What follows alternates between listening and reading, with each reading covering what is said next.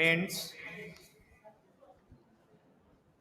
I welcome you all who are present in the Gandhi Peace Foundation Auditorium, New Delhi, Mahabodhi Society Hall, Kolkata, and Mahaposhi Aurangam Hall, Chennai, and those who have tuned themselves to the AIACC YouTube channel and Facebook page throughout the country.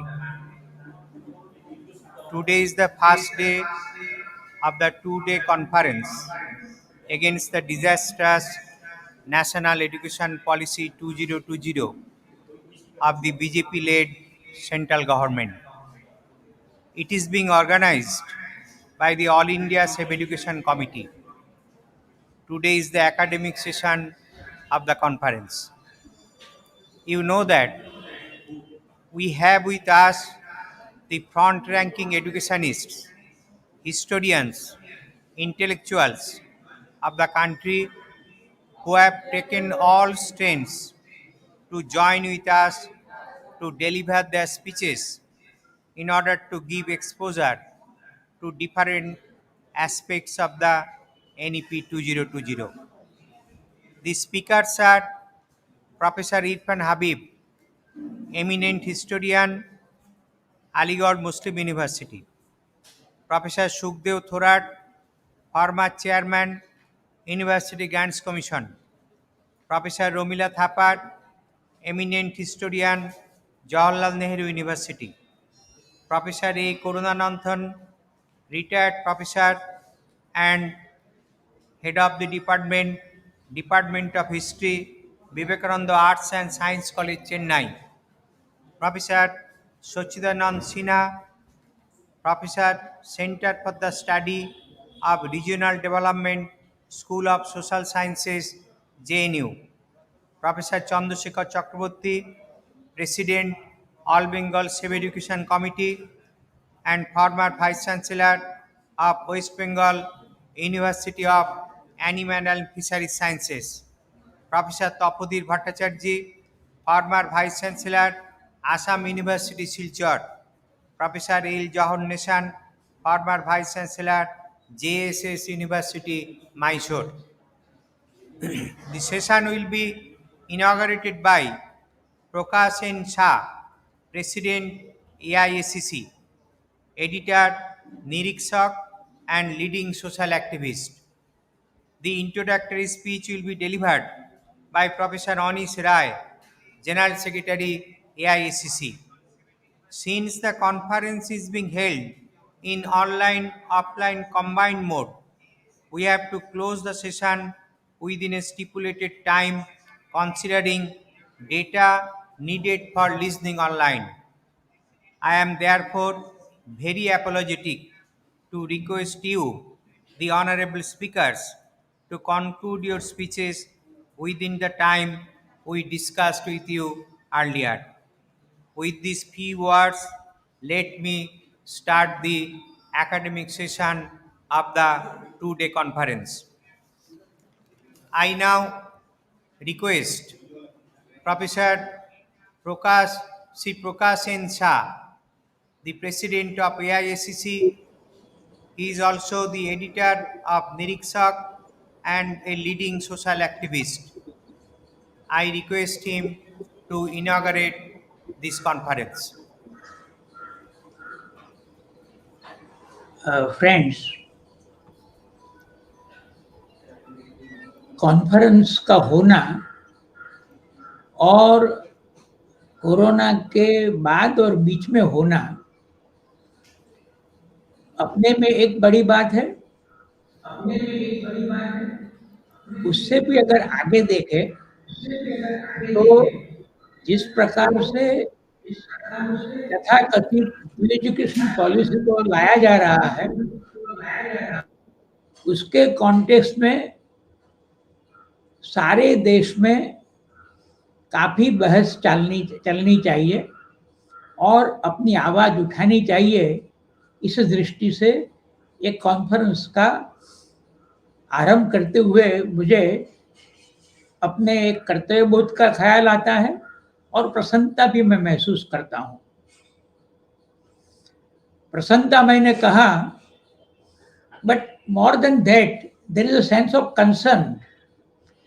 एक प्रकार से निस्बत का ख्याल है, केवल प्रसन्नता नहीं, लेकिन क्योंकि निस्बत है, निस्बत के साथ जुड़ी एक प्रसन्नता भी है। आज देश में हम शिक्षा नीति की बात करें तो मेरे हिसाब से सबसे बड़ा मुद्दा जो बनता है, अहम मुद्दा बनता है, वो ये है कि देश ने इतने सारे कमीशन देखे स्वराज के बाद, Radha Krishna commission, Kothari commission, VP Singh के जमाना में आचार्य राममूर्ति ने विशेष अभ्यास किया, ये सब, और एक मायने में राजीव गांधी के समय में भी कुछ बात चली। As against all this background, अभी जो हो रहा है वो अलग बात हो रही है। एक कोशिश है, it's a process for changing discourse. मैं चेंजिंग डिस्कोर्स तो बड़ी वो पार्लियामेंट्री विनम्रता से कहता हूं। हमारा जो सारा विमर्श स्वराज के आंदोलन में और संविधान के निर्माण में जो डेवलप हुआ, उस सारे विमर्श को तहस नहस करने की बात इसमें है। A peculiar brand of nationalism, ये इस डिस्कोर्स को बदलने की बात है। Sir, we have had a great tradition and we are proud of it. In present times, beginning with Raja Ram Mohan Rai and Vidyasagar and others, led by Tagore and Gandhi from their respective ends, the great Maharashtra tradition of Prabodhana, beginning from Phule and culminating in a way into Ambedkar, the revolutionary tradition and thinking of Bhagat Singh that emerges through his notebooks,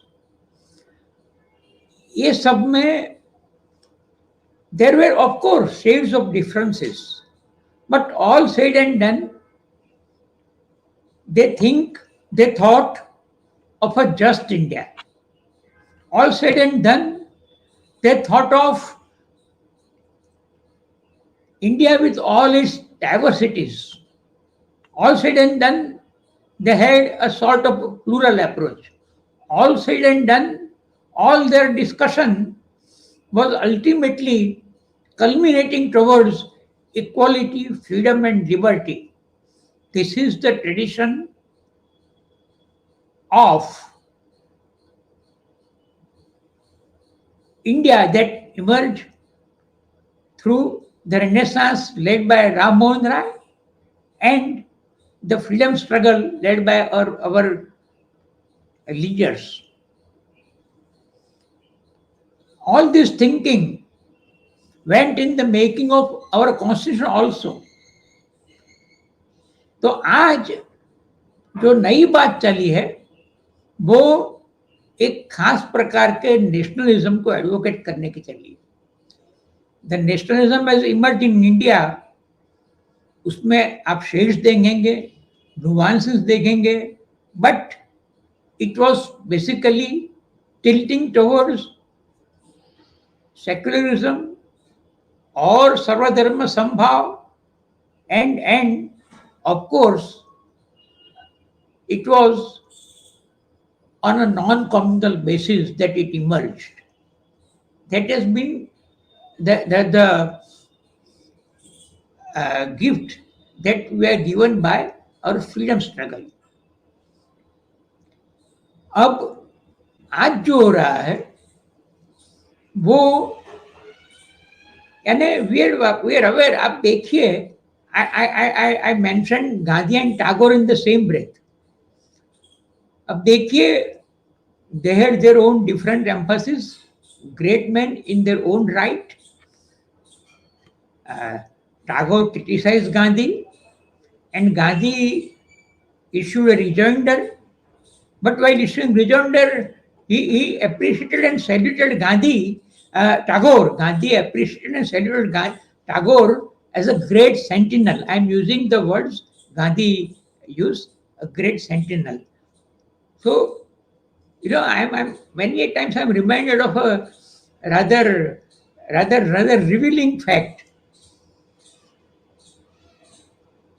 Romarola, who wrote Gandhi's biography, earlier he had written about Lenin and of course Vivekanand. Same Romarola advised Gandhians कि भाई आप ये टैगोर के nationalism की बात को जरा समझो. टैगोर ने नेशनलिज्म को जिस पर्सपेक्टिव में रखा है अब जरा समझो. काका Kalelkar, a freedom fighter in his own right and a great literary figure, an Acharya of Gujarat. Kalelkar wrote back to Romarola that, sir,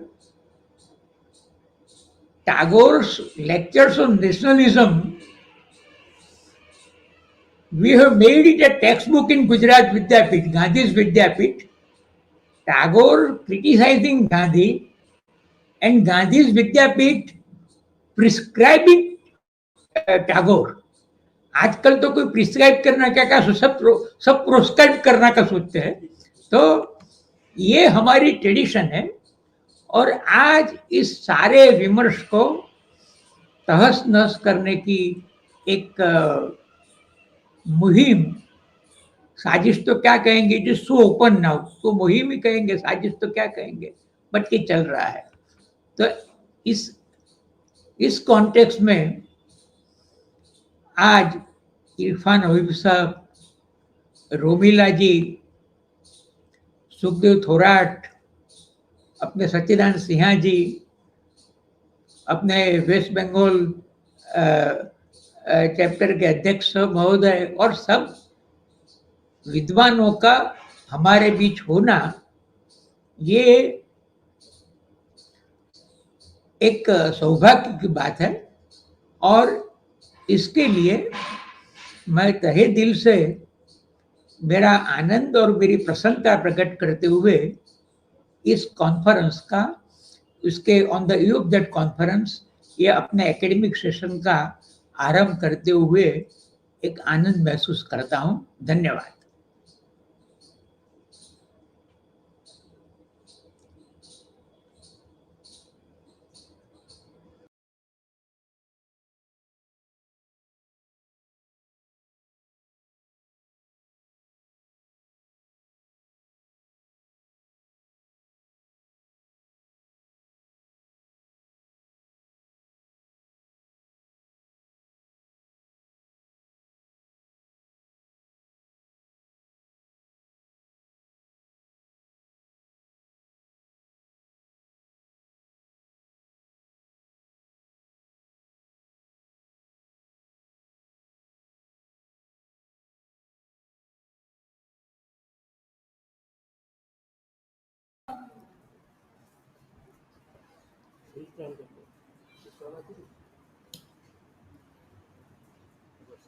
Good morning. Namaste. On behalf of the All India Civic Education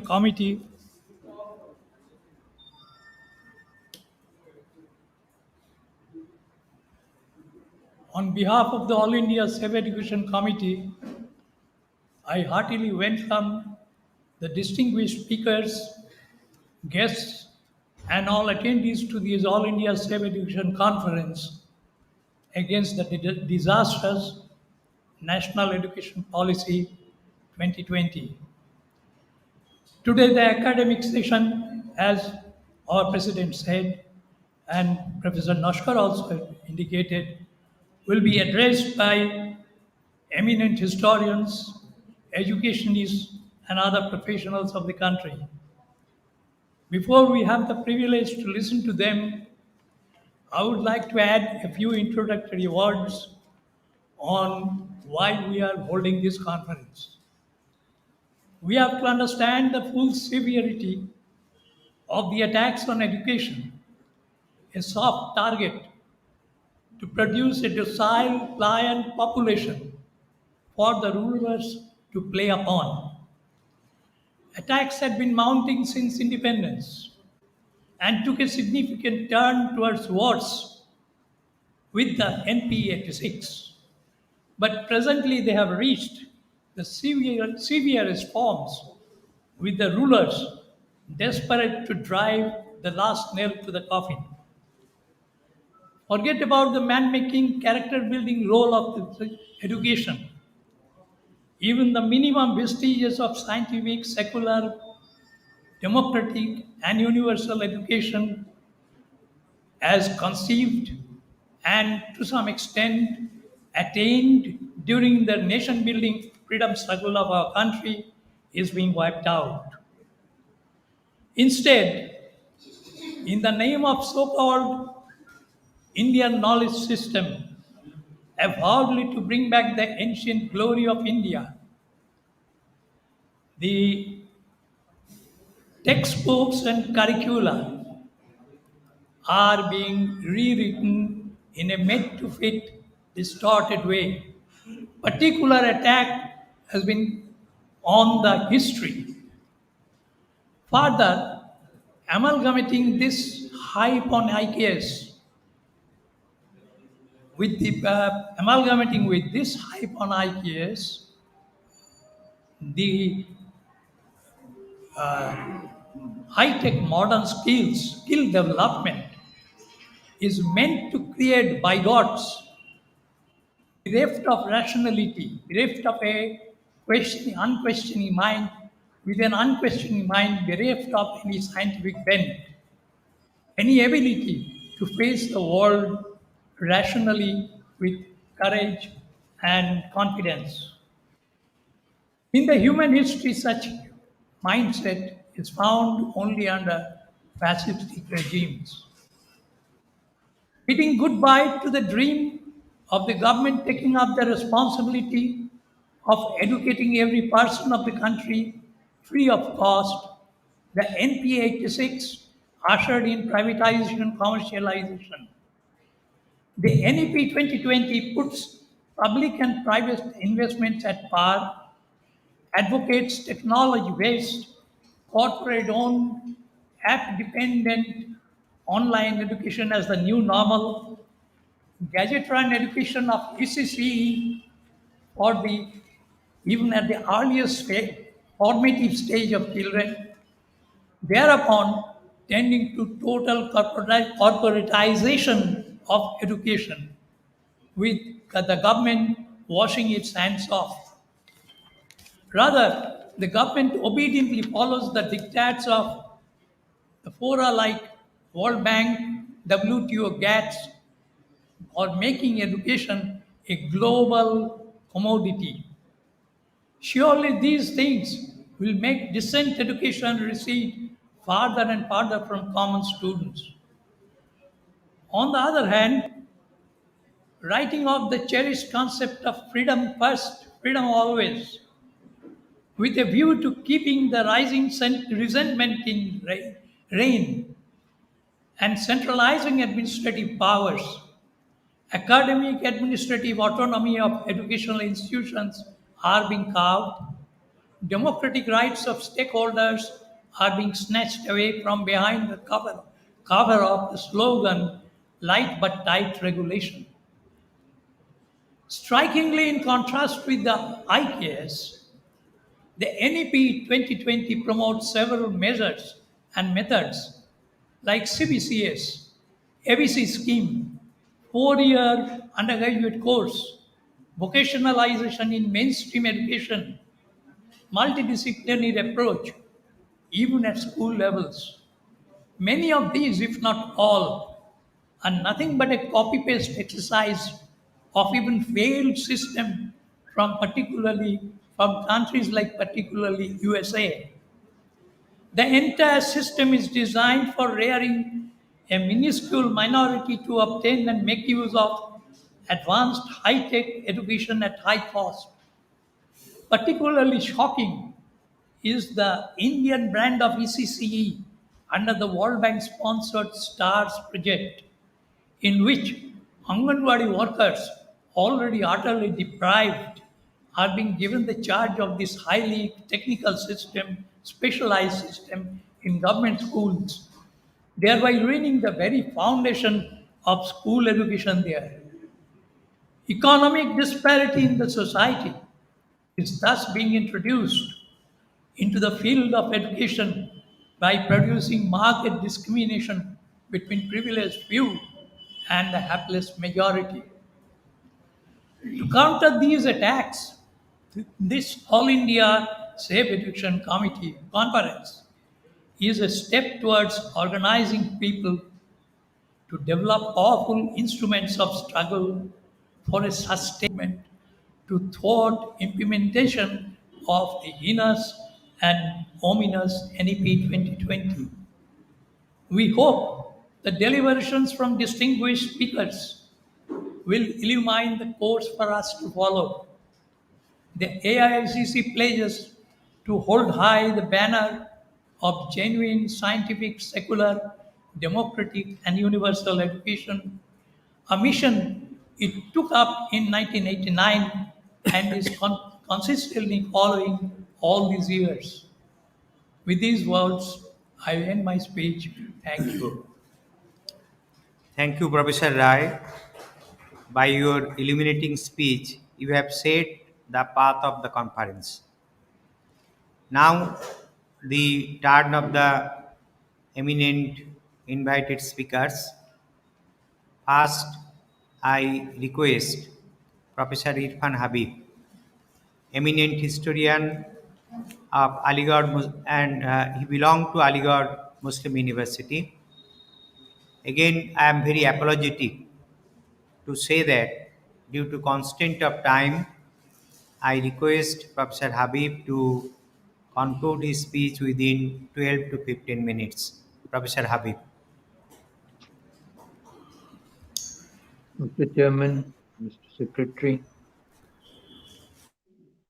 of the Safe Education Conference or India Safe Education Conference, I should first like to thank you for giving me this opportunity to address the conference, which I think is a very important step in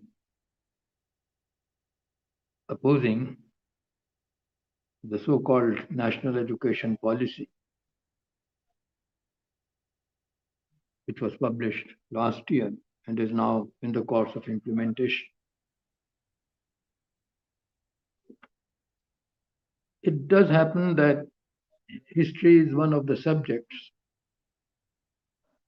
towards which nationalists and fascists, I use the word nationalists in the sense of those who exalt one's own country beyond all measure. Yeah. They usually appeal to particular versions of history which they profess, according to which the country concerned is placed in the highest position, and within this country, particular sections are marked out for disparagement and suppression.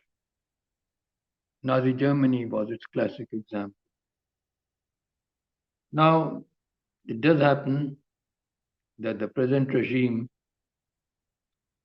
is going forward with a version of history, a version of Indian history, which will support its very narrow and sectarian and semi-fascist position. Already in the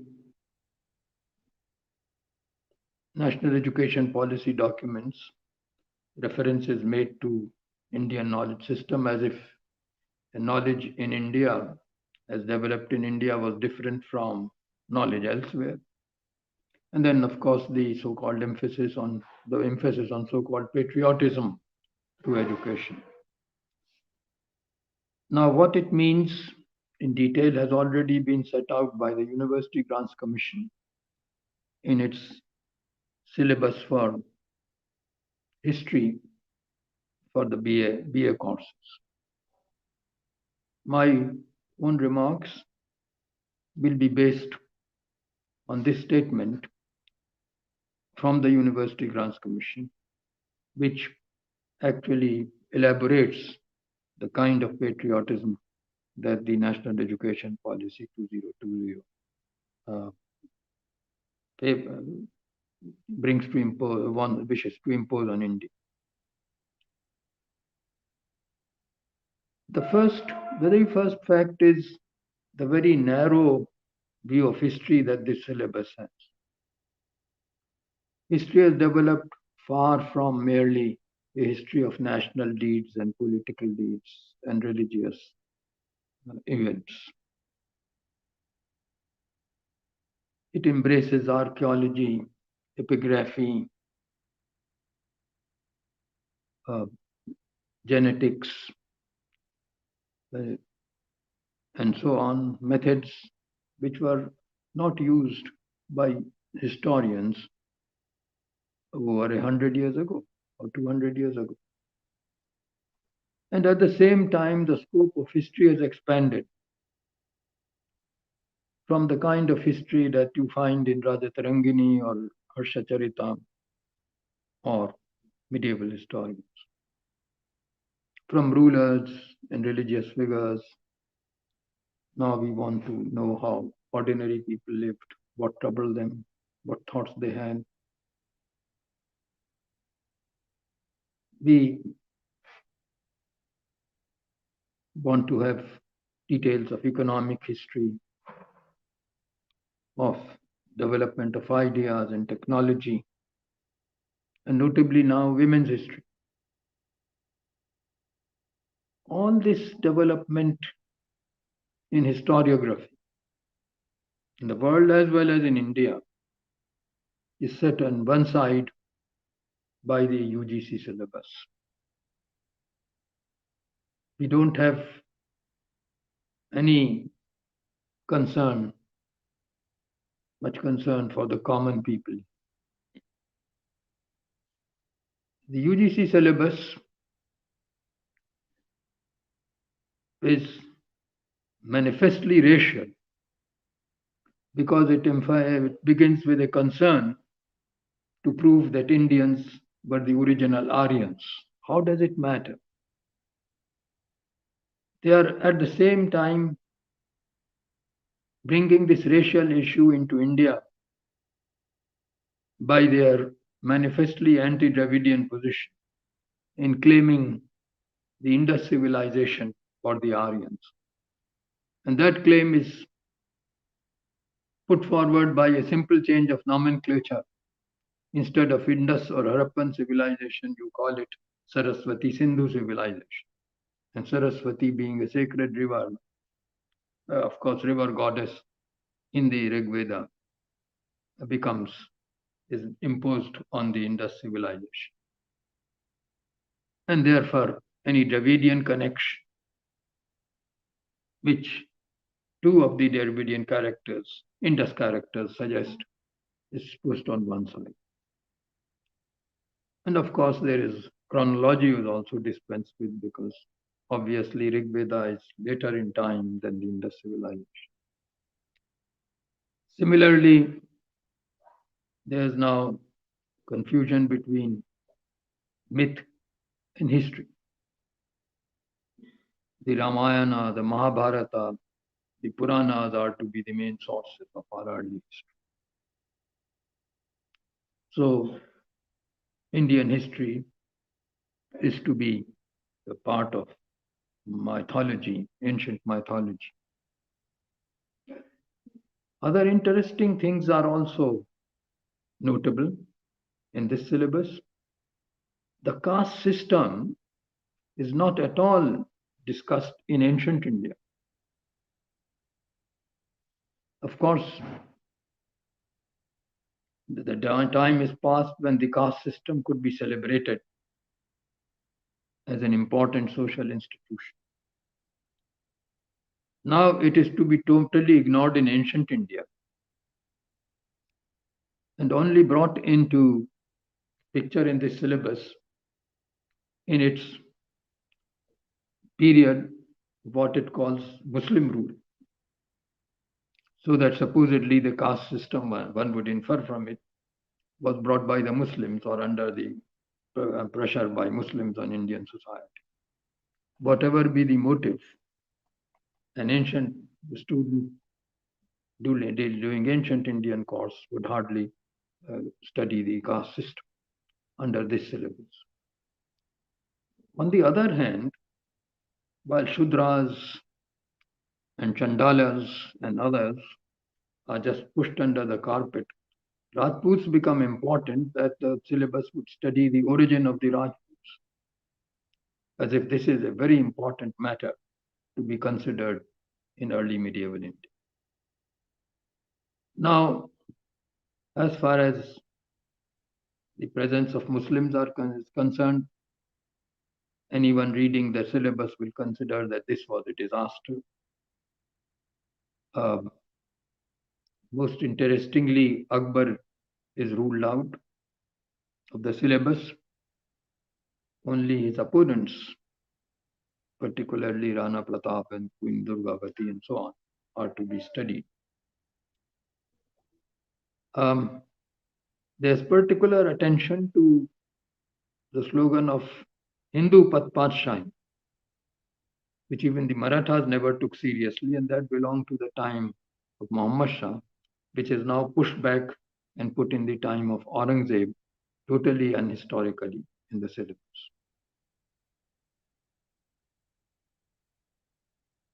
Cultural history is practically out. With almost a person studying medieval India would not study anything about Mughal painting or Mughal architecture or know even about any of the Taj Mahal.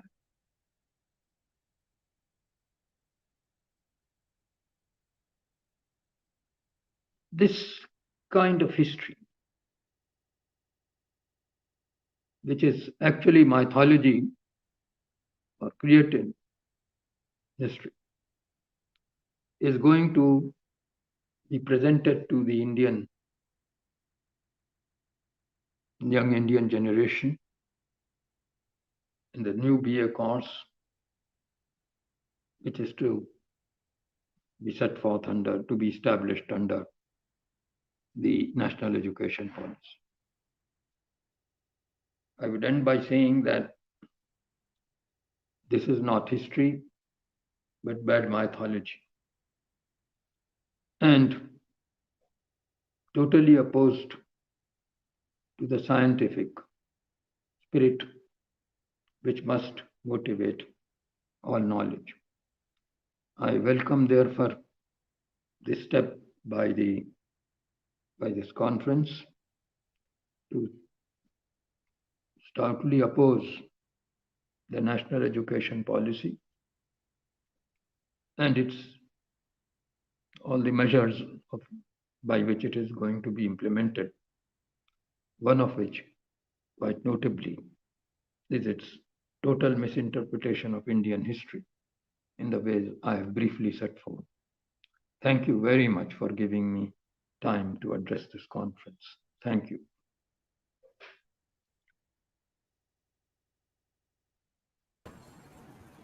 Thank you very much, Professor Habib. He has dwelt on Indian knowledge system and also the design of saffronization of history by UGC by through declaring its new history syllabus for BA course. Now I request Professor Sukhdev Thorat. He is former chairman of University Grants Commission. I request Professor Thorat to conclude your speech within 12 to 15 minutes.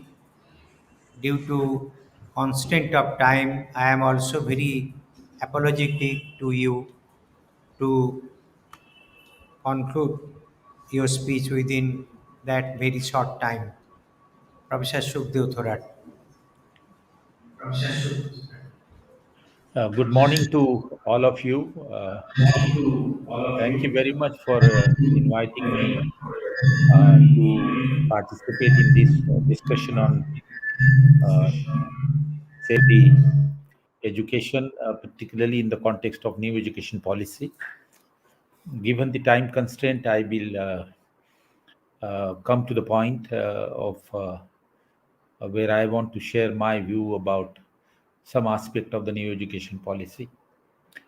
The one of uh, the central goal of this new education policy seems to me is to improve the quality of education, and in the process, of course, the policy also mention about equity and inclusiveness in higher education. However, my reading of the report gives me is clear evidence that while the access to quality education is being suggested, uh, the access to quality education, in my view, will happen at the cost of a denial of access to large majority of the poor and deprived sections. So equity and exclusion is going to be one of the victims. The higher education, whichever quality it carries, uh, will remain confined to a relatively economically better off section, and the massification of higher education that we began in early 50s will get hampered. It is already being hampered as such. Now, there are elements in the education policy which talks about several measures to improve the quality, but at the same time, this measure will affect the access of the poor to the higher education. At the moment, our enrollment ratio in higher education is close to one third, way behind many of the developing countries, including China and other. And at this stage, to introduce the measure which will reduce the access to higher education, in my view, is not correct. Uh, there are limitation of this report. I am not going to say anything about that. I have already mentioned in my earlier lecture. But the way it will affect the equity and inclusiveness is a matter of concern. We have developed a policy since the early 50s, and in new in the education policy of 1986 and program of higher education in 1992, we have emphasis on the public education system. We set up colleges in government. We also introduced private colleges, but private aided colleges, where uh, the the fee and other structure is similar to that of government. And we have public state universities. So public state university, the government colleges, public colleges, what we called, and the private aided colleges, has been our instrument of providing access uh, to all, but particularly to the poor. Now, there are developments since last 20, 25 year, 30 year, which have reversed this process, which are in the process of reversing uh, the policy of equal access to all. One of the important reason is, of course, is the privatization of higher education, which we have never thought that it will take such a high magnitude. As of today, if you take 2017-18, close to half of the universities in the country are in private sector, self-financing university, self-financing deemed universities, state private universities, and other private universities. Half of it. We will never we never imagine that it will go to that extent. Most of our 90% of our colleges are private colleges. As a result, if you look at the access to the higher education, it has been quite low to the poor and the marginalized section. If you take the enrollment ratio by income group, that is monthly per capita consumption expenditure, by taking national sample survey, you find that the enrollment rate of the poor is very low. It's about 11 to 12%, and it increases as we go into the uh, higher income bracket. So disparities are primarily because of the income, uh, and the public education system provides some opportunity to them. Similarly, we have disparities in the access to higher education by social group. The enrollment of scheduled caste is much lower, followed by scheduled tribe. The enrollment of Muslim is much lower compared to the higher caste. So the inter-caste, inter-religious, and inter-income group disparities are very, very clear at the moment. And one of the major reasons is, of course, the privatization of higher education. If you take the total student by their income, by their caste, and look at their share in the self-financing colleges, which are private colleges where the fee is very high, or you take the state private university and central deemed private university, the share of the poor in this is low. So I think certainly the access to higher education and quality education, professional education, is the victim of the privatization of the higher education. Now, in the new education policy, although it shows there is a separate para on equity and inclusive education, it proposed the state government and the education institution to take step. But I think all the several measures that have been suggested are counterproductive to this suggestion. Let me take one by one very quickly because we don't have time. I will only list them, and then some of you can then go into greater detail and examine. I think the policy suggestion for quality improvement, which are going to affect the access to the higher education to the poor, include the following. First thing is that the duration of the BA bachelor degree has been now retained 3 years, but also increased to 4 years. So the educational cost uh, will increase, and it will affect the access of the poorer section to higher education. They will prefer the 3 year degree than the 4 year degree, and you are also creating sort of an hierarchy within the degree. Some will be bachelor with 3 years, some will be bachelor with 4 years. This is not the way. The Kothari Commission brought an uniformity in terms of 3+2 plus duration of the degrees. So the duration will affect the access. Then there is a recommendation of unitary university as against the affiliating university. Concept of unitary university is American concept wherein all undergraduate, postgraduate, PhDs are under one shade. It has been successful there. It's a good idea. That's not the point. But we have begun with the affiliating system, where we have a university and there are hundreds of several colleges which are affiliated. Now, the advantage of affiliating system is that the colleges are spread into large villages, small town, medium town, and large cities also. Now, since the location of the colleges is into small town, larger villages, it provides a very easy access to the poorer section. The new education policy propose the larger university in the district places. In fact, it has proposed 360 bigger universities to be set up in districts, and the putting of colleges into cluster university at medium town. Now, obviously, this will affect the access. At the moment, the student goes to a nearby college, go and take admission. This is the another aspect which you will have to deal with and examine in greater detail. And in addition to that, the new education policy proposed national test for admission. They have already announced for the central university. And I am not surprised that it will also be there for some of the professional colleges and the state universities. Now, national test, why do we need a national test? You have for medical engineering, but for the liberal education, um, the student normally enter into the college. The college and university see their percentage. If they have a seat, they give you admission. It's a lot more liberal policy.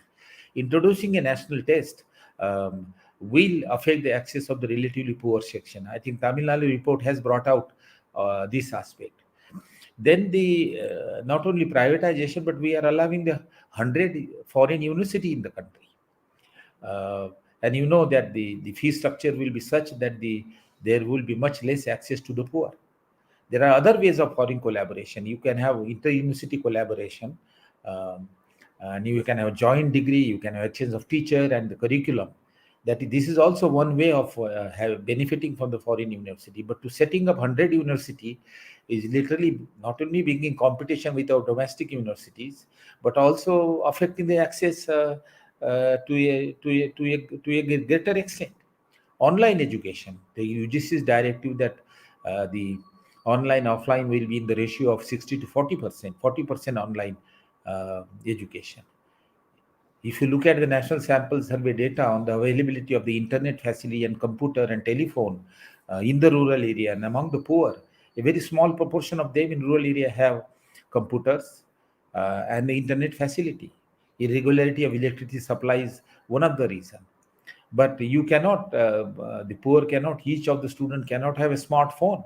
The smartphone is not the way whereby you teach the student. So this 40% online education will certainly affect the affect the access to higher education to the student. Poor stay in a small room, 2 rooms. There is hardly any isolated place where you can listen to the lectures. There are other ways. There is a distance mode education.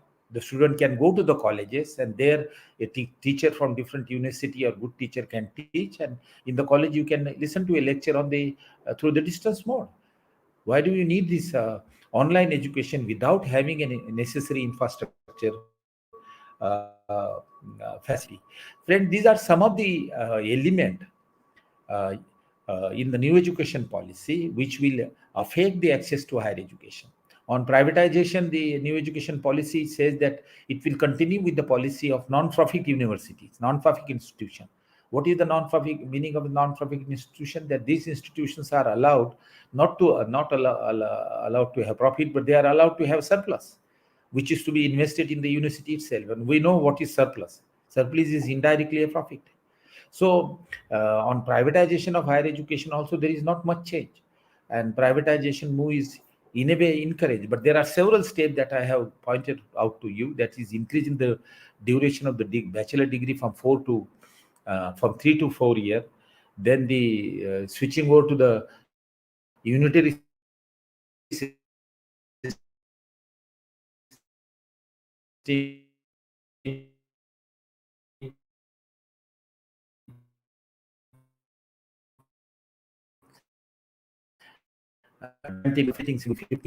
about the access to the poor, and therefore I said that the a more emphasis is quality, but access into account. The reason I tell you why, and I end with that. The reason is that this committee is not based on the study of the system. The way Kothari Commission or Radhakrishna Commission worked for 2 years, studied all the colleges, university, collected the data. If you look at the writing of the report of Kothari Commission or Radhakrishna Commission report, each chapter has a data of the university, and then they draw the conclusion, make recommendation. This committee never studied the entire education system, and therefore there is a feeling of scare that when you implement this without understanding the system, we do not know what will happen, how will it will distort the higher education system.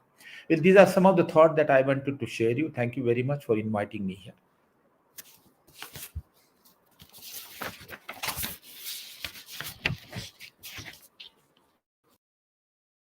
Different aspects and many aspects like disparities in access in higher education, self-financing system, privatization of education, the victim of privatization of education, introduction of 4-year bachelor degrees, all these things, and also against the entry of 100 foreign universities, 40% online education, the bad effects of these we have discussed.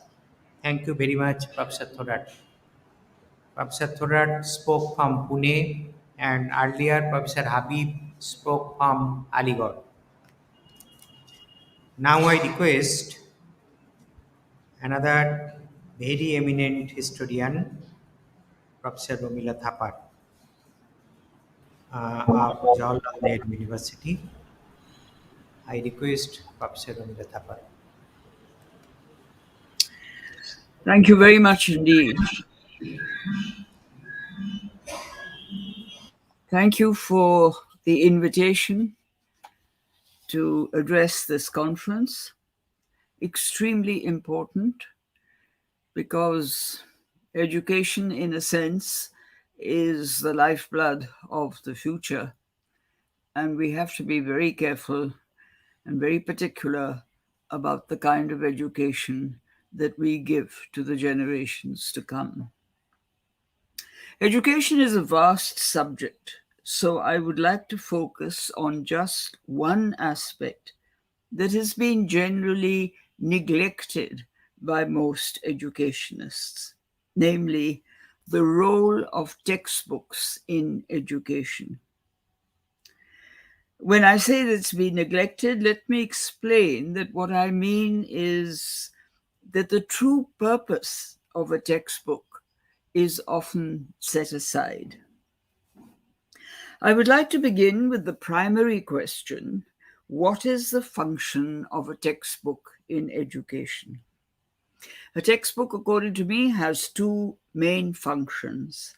One is to provide the basic information on the subject, and the second, which is equally important, if not more important, is to teach students not only to ask questions about the subject, but to ask relevant questions from what they are studying. The students must understand why they are studying what they are studying. Let me apply this to the subject that I have specialized in, the study of early Indian history, often called ancient Indian history, and on which I happen to write two textbooks for middle schools for class 6 and class 7. A textbook in history should begin with the question of why we study the past. There can be many reasons. There is a curiosity about the past. We may want to know about our origins and what happened to us in earlier times. We like to know from whom we are descended. And this information can fulfill our curiosity.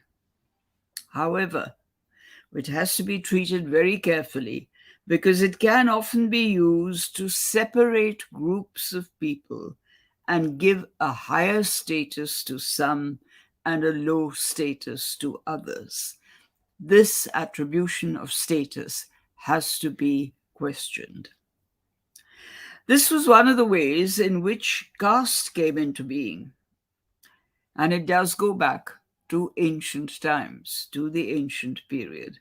It was decided that some people, such as those concerned with rituals or those claiming to have supernatural powers, and being more highly educated than others, were to be treated as superior. For example, the Brahmins were differentiated for these reasons and given high status. Others labored in various different ways, and their status was adjusted to their work. Then another set of questions began to be asked. For instance, what were the major changes in society from earlier times to later times? Why do some customs continue and some fade out? So historians began studying cultures, extremely important. That is the pattern of life of a society. Culture has a very broad definition. It's no longer just philosophy and art and literature and architecture and so on. It is the entire pattern of living in a society. And it extends from the most respected people to the preoccupations of the lowest and how all these are represented and how they evolve. In recent times, study in history has expanded from just knowing about the groups with high status, such as the Brahmins and the Kshatriyas, the kings and the aristocracy, the Vaishyas, the traders and the landowners. It's expanded to knowing more about the Shudras who provided the labor for each category. Then, a little later, a still lower category was studied and is continuing to be studied, that of what we call the Avarna, those without a caste status. Their lowness was emphasized by treating them as untouchable, some groups of them, the Asprishya. Historians today do not focus only on kings and battles and political events. They have expanded their study to include all the groups that constitute a society. History is no longer the study of only the elite groups, but has to include all the different groups, high and low, that made up a society. History also tells us that societies are not static. It's not that they're created once and they stay like that century after century. They change constantly from century to century due to many reasons.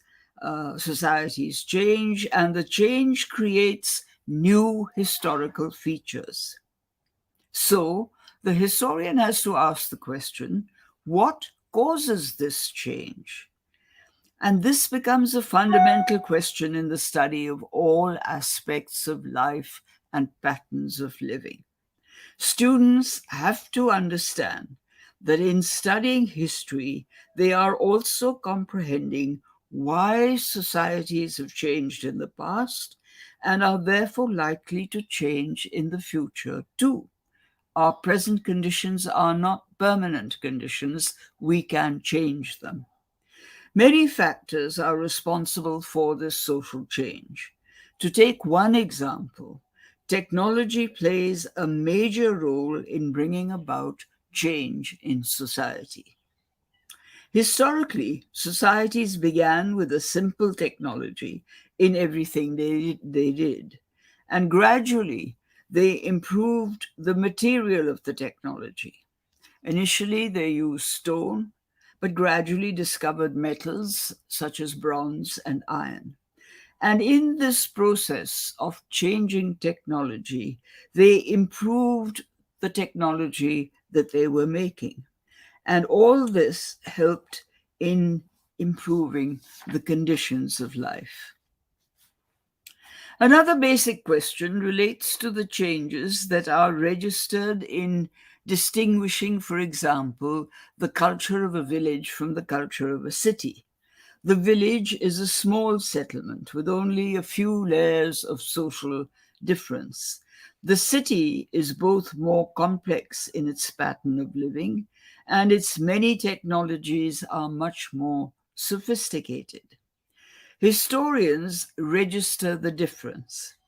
Where culture is the label referring to any pattern of living, civilization strictly only applies to cultures that have cities and that keep written records. Further, remember that cities don't grow their own food, they obtain it from the rural countryside and from villages. The city has a large population of people who are traders and involved in exchange of various items and goods. Therefore, cities also have large numbers of artisans and craftsmen. And these conditions have to exist before an area can be called a civilization. The student should also understand the link between material culture and technology, as well as the cultural values that enrich a society. In fact, there is a tremendous emphasis in history on the humanitarian aspect, the ethics and the culture, the values of society. And this can be understood if the student is encouraged to ask as many questions as he or she wishes to. The asking of questions on the point of students is absolutely crucial to the process of education, which is why sometimes it's said that online education is not very conducive to improving the mind of the student, because the ability to question and seek answers and have a discussion is extremely limited.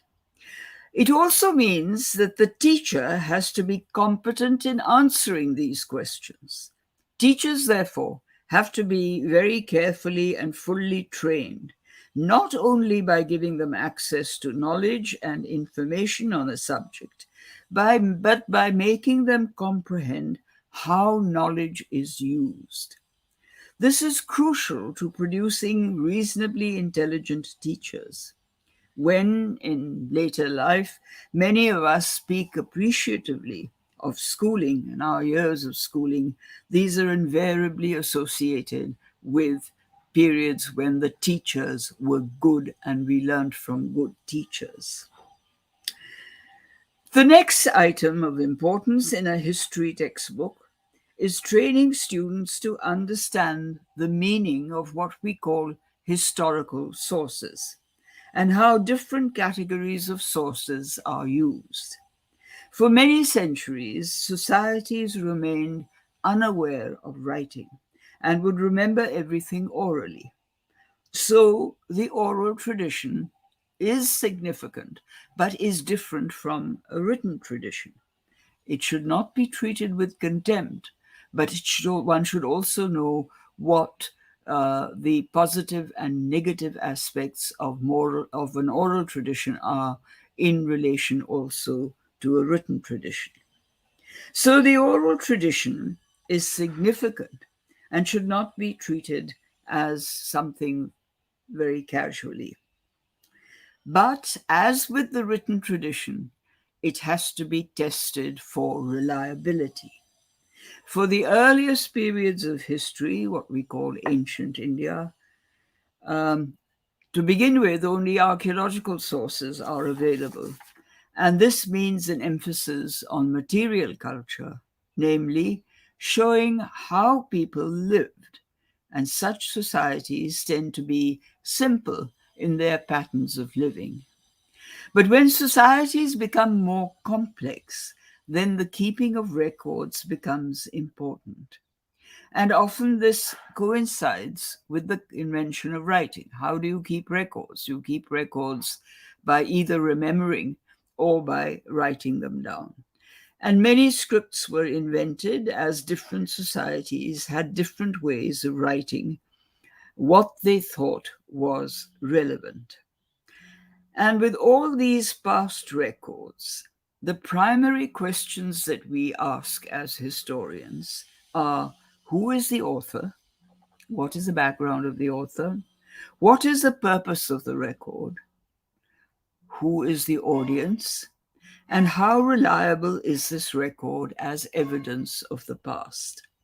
These questions have to be asked of every source of history, whether it is the study of the Ramayana and the Mahabharata, whether it is the study of the Arthashastra, whether it is the study of the Rajatarangani, whether it is the study of Kabir or Surdas or the chronicles of the Persian chronicles of the later period.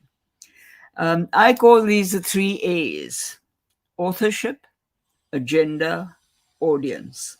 And the source may be the recitation of an epic, a long poem handed down, or it can be an inscription on a pot, on a rock, on a piece of stone, or a piece of writing in a book.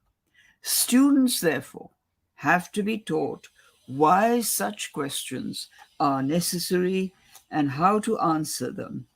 This is the beginning of the writing of history. The epic, such as the Ramayana and the Mahabharata, is not the same as an inscription. These are two very different categories of sources. An inscription generally has a date, a precise date, unlike the oral tradition, which has a huge span, a chronological span of many centuries. The inscription records events, generally political, and other thoughts of rulers. Sometimes the thoughts have a touch of philosophical ideas, such as the edicts of Ashoka. At other times, they are largely dynastic history, such as the Prashasti of Samudragupta, referring to his genealogy and his conquests. There may be exaggerations in these records, there often are, but historians are then trained to examine the generations, the exaggerations, and to arrive at what we call authentic, reliable evidence. What do we mean by this? Evidence that is proven evidence. This is extremely important. And the language of the texts of past times is in itself a source of information. And the discipline of linguistics today, which historians, especially of the ancient period and the medieval period, have to use, and it's becoming important even in a lot of early modern writing, tells us a great deal about the history of the language and the sociology of the language. Who's using it and who's the audience? What does it intend to say? And linguistic studies have been extremely helpful in informing us of which language influenced another language, if there is evidence of influence. For example, it is now argued on the basis of linguistic studies that the Indo-Aryan of Vedic texts has a few elements in it that point to some incorporation of characteristics of Dravidian. What does this mean? This is not just a bit of proof and evidence in language. It's historically extremely important, because what it means is that it suggests that both speakers of Indo-Aryan and Dravidian lived in the same area, and there appears to have been a cultural interaction. And this is really a very new way of looking at the history of the early past. And this possibility is now also being investigated through genetic data gathered from DNA. And it relates to the big debate that is going on as to whether the Indo-Aryan speakers migrated in small groups over a long period of time from Central Asia into northern India, or whether in fact they were indigenous. Historians use a very large range of sources, and these have increased gradually in more recent periods of time. And this is because much more has survived from the past, and much more can be retrieved today. We have ways and methods of retrieving information from the past, much more extensive than, say, 100 years ago. So inevitably, if there are more sources and more information, the way in which we reconstruct history is also beginning to change. And we turn very frequently to what are now called scientific methods of investigation. For example, the use, which has been there for many, many decades now, the use of carbon dating for chronology. And instead of just adding numbers from here and there is something much more specific.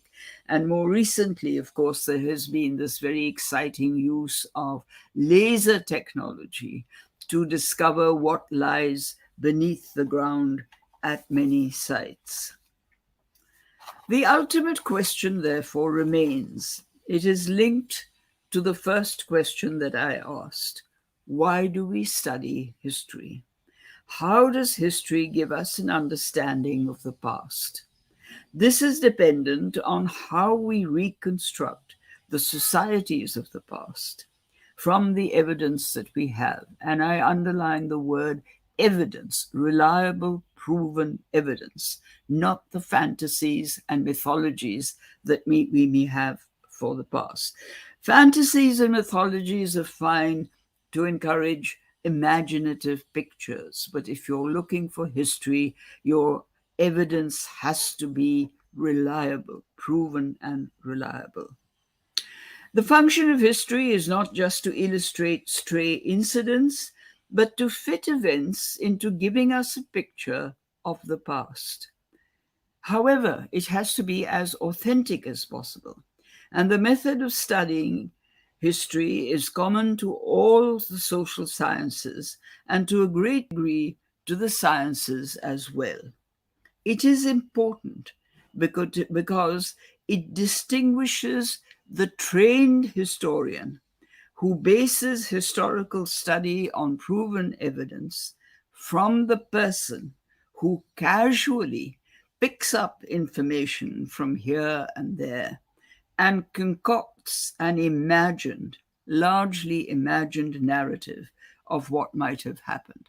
There is a distinction between these two categories of people, and we mustn't confuse them as we have been confusing them in many public pronouncements that are made these days about the history of this country. We have to be very, very careful that if we're going to talk about history, we have it absolutely on surety and evidence that what we are saying is proven and is correct. It is dependent, therefore, on what we call a historical method. What is the method? The student of history must first gather all the possible information from as many sources as are available on which to base the reconstruction of past society. The information must then be sifted, and only that which comes from a reliable source becomes the basis of history. The other is set aside. A story from mythology cannot be described as historical if there is no proven evidence for it, no matter how attractive the story may be. This is a lesson which today's public speakers and people who participate on public platforms and quote history, this is a lesson that they must learn from historians. It is absolutely crucial. History is a narrative of connected events. So the next step is that the links that are made between what happened, how it happened, has to be based on logical and rational thinking. Thus, gradually, a reliable narrative can be constructed, and such a narrative provides a far more credible explanation of the past than the stories that abound in the speeches that are often made by public figures or in popular magazines and so on. And this is what is meant, let me repeat and underline, this is what is meant when it is said that the historians have not only to be trained to examine the sources they use, but also in the causal connections. B comes out of A is linked to B, which have to be based on logic and reason. Now, the kind of curriculum that is often, I'm concluding with a statement on the NEP, the kind of curriculum that is being put forward is a curriculum that pays very little attention, I would say no attention, to what I've been speaking about. If a history textbook can convey these ideas, and the kinds of textbooks that are coming into use now with the NEP certainly don't base themselves on these ideas. But if a history textbook can convey these ideas and history teachers can explain them to students, which means very fine-tuned quality in training history teachers, then, only then, shall we have a generation of intelligent and thoughtful students who both enjoy and understand why they study history. And these are the kinds of students that will then grow up to be educated, meaningful, worthwhile citizens of India. Thank you very much. Much, Professor Rumila Thapat. You have dealt different aspects on history, why, how the change created,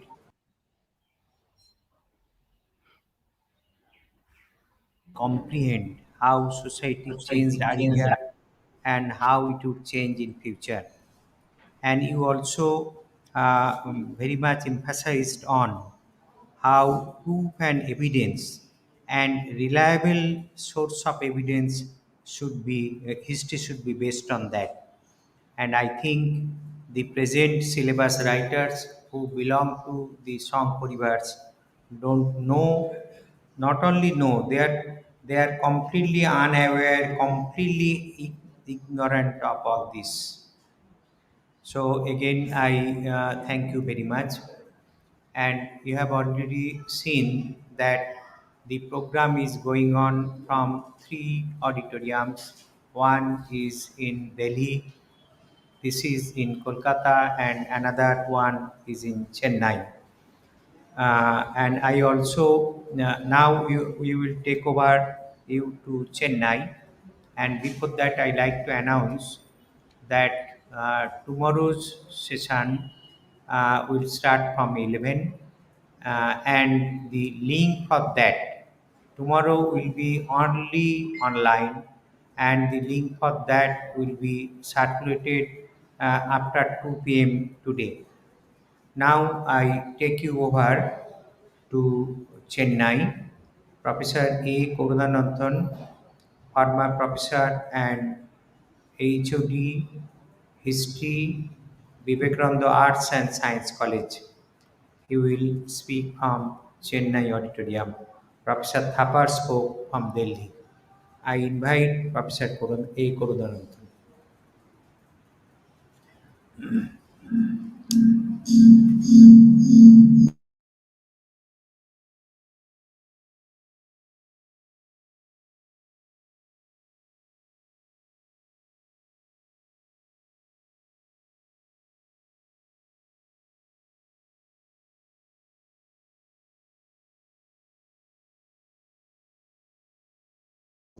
Uh, Please unmute.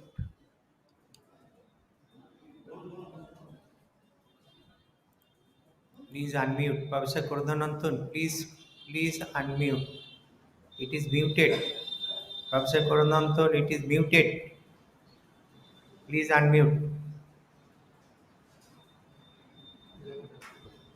Professor Thilagod, the mic is muted. Professor Thilagod, mic is muted.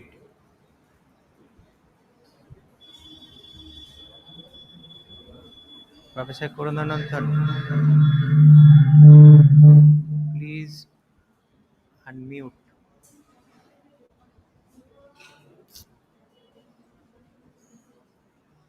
Professor, Professor Thilagod.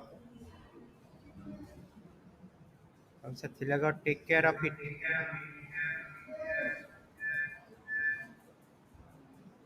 Unmute. Unmute the mic.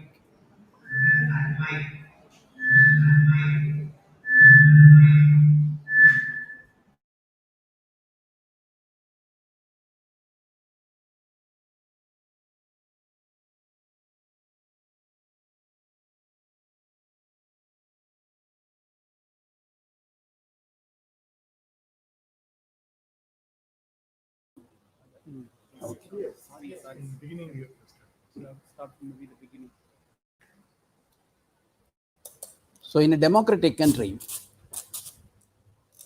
we feel that still India is a democratic country. We have a democratic constitution. In a democracy, everyone, every organization has a right to dissent, has a right to protest, and further has a right to resist, leading the resistance leading to rejection of the particular policy. We are exercising our democratic rights in dissenting, protesting, and resisting the national education policy. There are several points upon which we express our criticism, our opposition to this national education policy. There are very many points, but I will concentrate on a few for the sake of brevity. Our Republican Constitution originally listed education in the state list. So it is up to the states to evolve an education policy. As a welfare government, the union government can do something to coordinate, to assist, and to suggest certain reforms in the education. All the commissions which were constituted since our independence, hence had made only recommendations. They never made dictations. But this is the only policy which is not bothered about recommendations, which imposes its will as a policy to be adopted by every state. This goes against the very spirit of the Constitution. Absolute centralization of education. absolute centralization. Not only educational institutions, educational apparatus, the whole educational apparatus is being centralized. Today in the Hindu, you could have seen news. Anbil Poyamudi, the school education minister, gives a statement to the press stating that one joint director of school education is being transferred because, with utter disregard to the state's opposition to the new education policy, he circulates a message from the central ministry to inviting application from the teachers for a training course in a cultural program.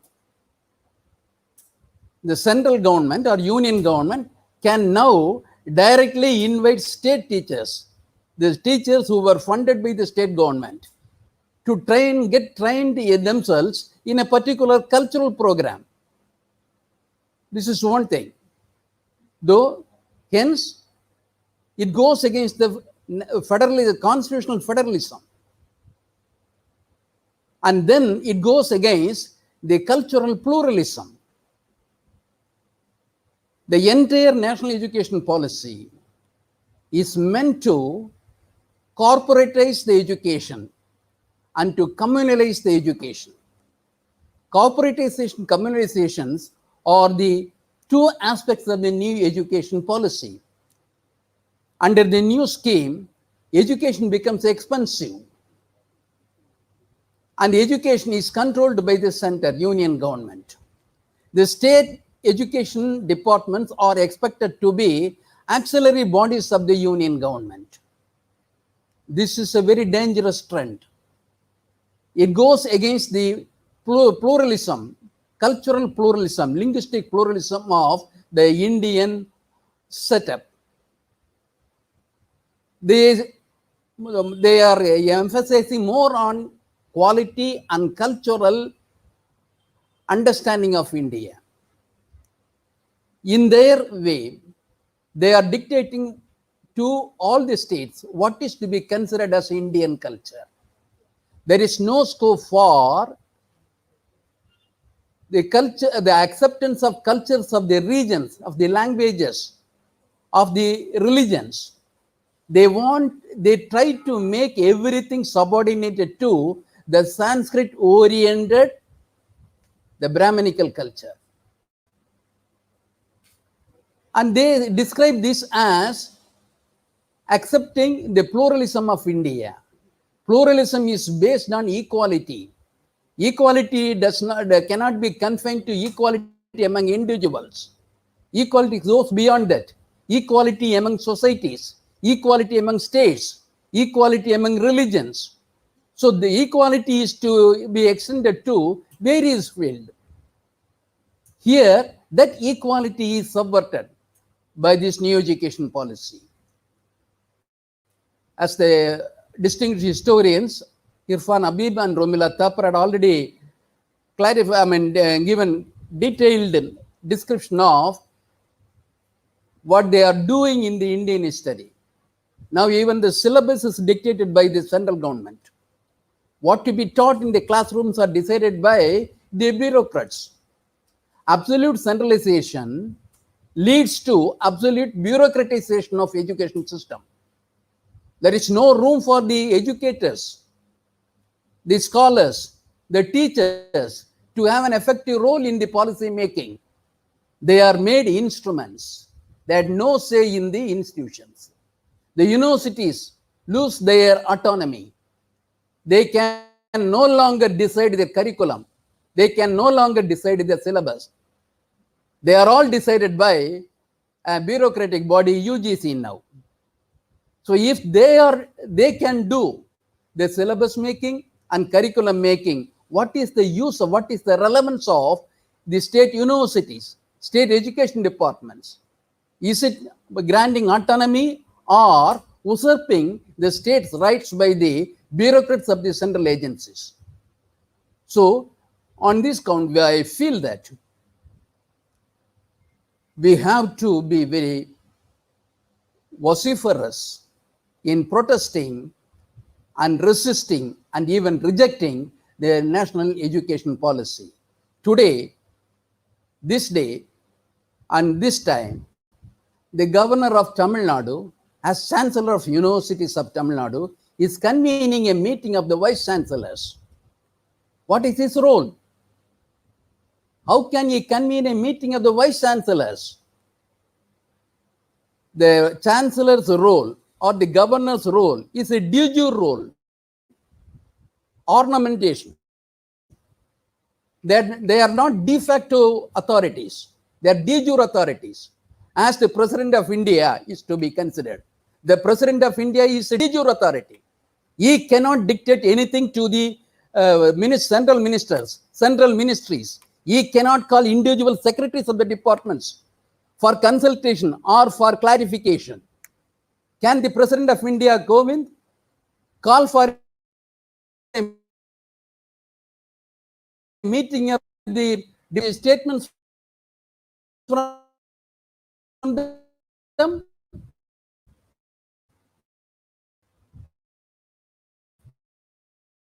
What they are inviting reports from the state departments, convening meeting of vice chancellors. Is it autonomy? Is it academic autonomy? He is dictating what to be done. The vice chancellors are now under the control of dual authorities, the state government and the union government. The union government controls through the governor. Knowing very well the dearth of resources in the state government, the vice chancellors are mostly in favor of the central intervention. Even today, the Madras University had introduced courses, online courses. All the courses were online courses. And who gave this idea? Did the Academic Council of the Madras University suggest these online courses? No. He receives instructions from the central ministry and he introduces departments. Unfortunately, till date, the state government has not reacted to it. We hope that the state government would react appropriately, adequately in the coming days. So they are subverting the constitution. They are subverting federalism. They are subverting cultural pluralism in India. Without the state's autonomy is granted, acknowledged, the cultural pluralism will have no meaning. The states represent particular segments of society, and it represents linguistic interest, cultural interest. If the states' rights are being eroded by the new education policies, what would happen to the federal structure of India? Even the union, the word union will be eroded. It will be removed by an ordinance by the central government. Hereafter, India will be a unitary state. India will not be a union of states. So this conversion transformation from federalism to unitarianism is more explicit in the field of education. And the education, educated people are involved. Educated people should have the awareness, should have the courage to resist what is evil, what is anti-federal, what is anti-constitution. If the educated people fail the society, then the history will not forgive them. The educated audience, they are privileged ones. In a country like India, not all the people are educated. Not all the people are holding postgraduate degrees. So such educated people are supposed to be the conscience keepers of the society. If the educated people, their representatives, and in various positions, fail to react to this anti-constitutional national education policy 2020, then they will be considered as accomplices in a constitutional crime. So we expect this education committee to carry on this message. Are we going to seek for amendments to the national education policy? Or are we going to seek for the rejection of the policy? It is up to us to decide. Are we going to be content with a few changes? Some people say that we oppose only the language policy. Some people say that we oppose the entrance test. But the national education policy has more toxic content in it. than these two issues. These two issues are very important. I don't reject it. I don't deny that. But there are more toxic content in the national education policy. If it is allowed, India will be converted into a fascist state, a unitary state, fascist state, a majoritarian state, and that will be wrecking our interest in future.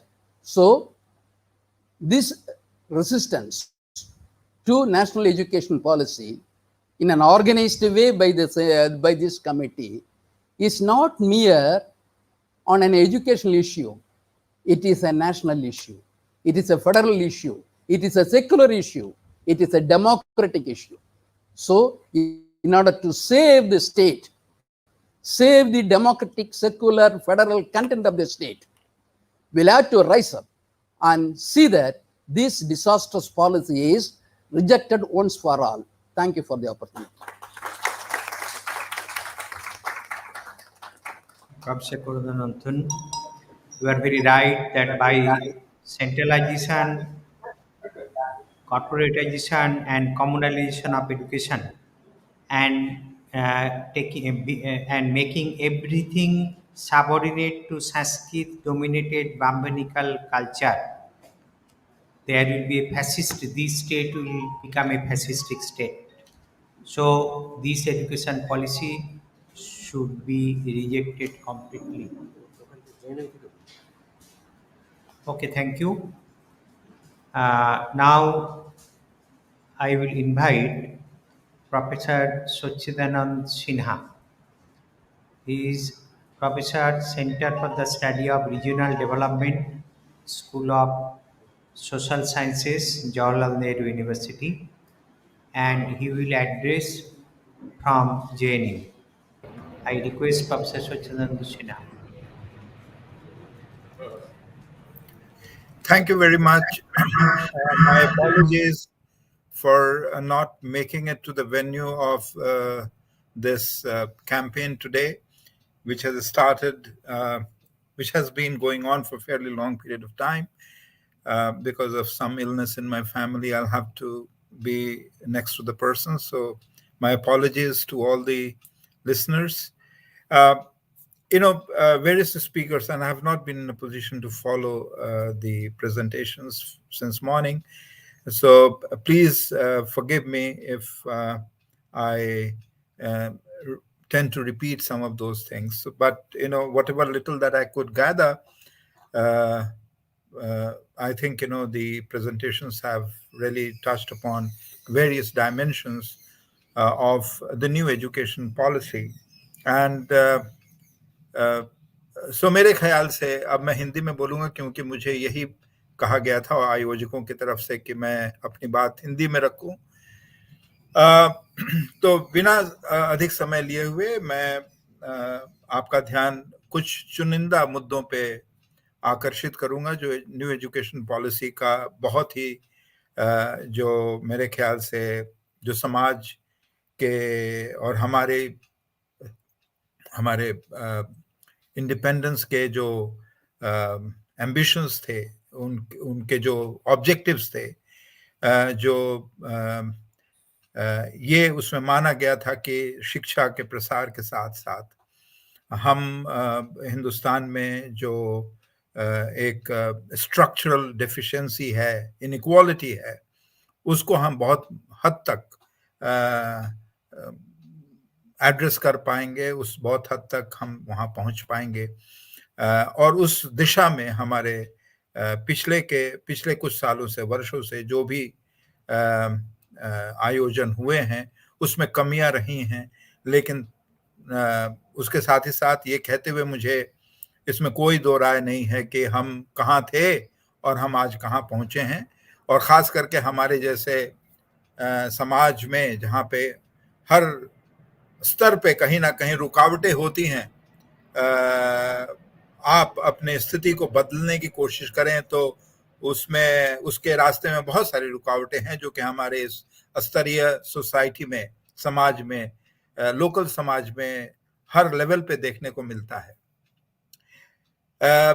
और उस जद्दोजहद से जब कोई भी बच्चा, जब कोई शिक्षा ग्रहण करना चाहता है, अपने आप को सोशली मोबाइल करने की कोशिश करना चाहता है, अपनी इकोनॉमिक स्थिति को बेहतर बनाने की कोशिश करता है, जिसका संवैधानिक रूप से उसे हर तरह के इस तरह के प्रयासों के लिए आमंत्रित किया जाता है, फिर भी हम देखते हैं कि जिस तरह से इनका कार्यान्वयन होता रहा है उसमें अड़चने रही हैं, और ये अड़चने केवल निम्न वर्गीय समाज तक ही शामिल नहीं है, लेकिन अगर हम देखें तो उत्तरोत्तर नीचे से ऊपर की तरफ एक ऐसी सीढ़ी नुमा व्यवस्था है कि कुछ लोग कुछ सीढ़ी तक पहुंच पाते हैं, उसके आगे नहीं जा पाते हैं।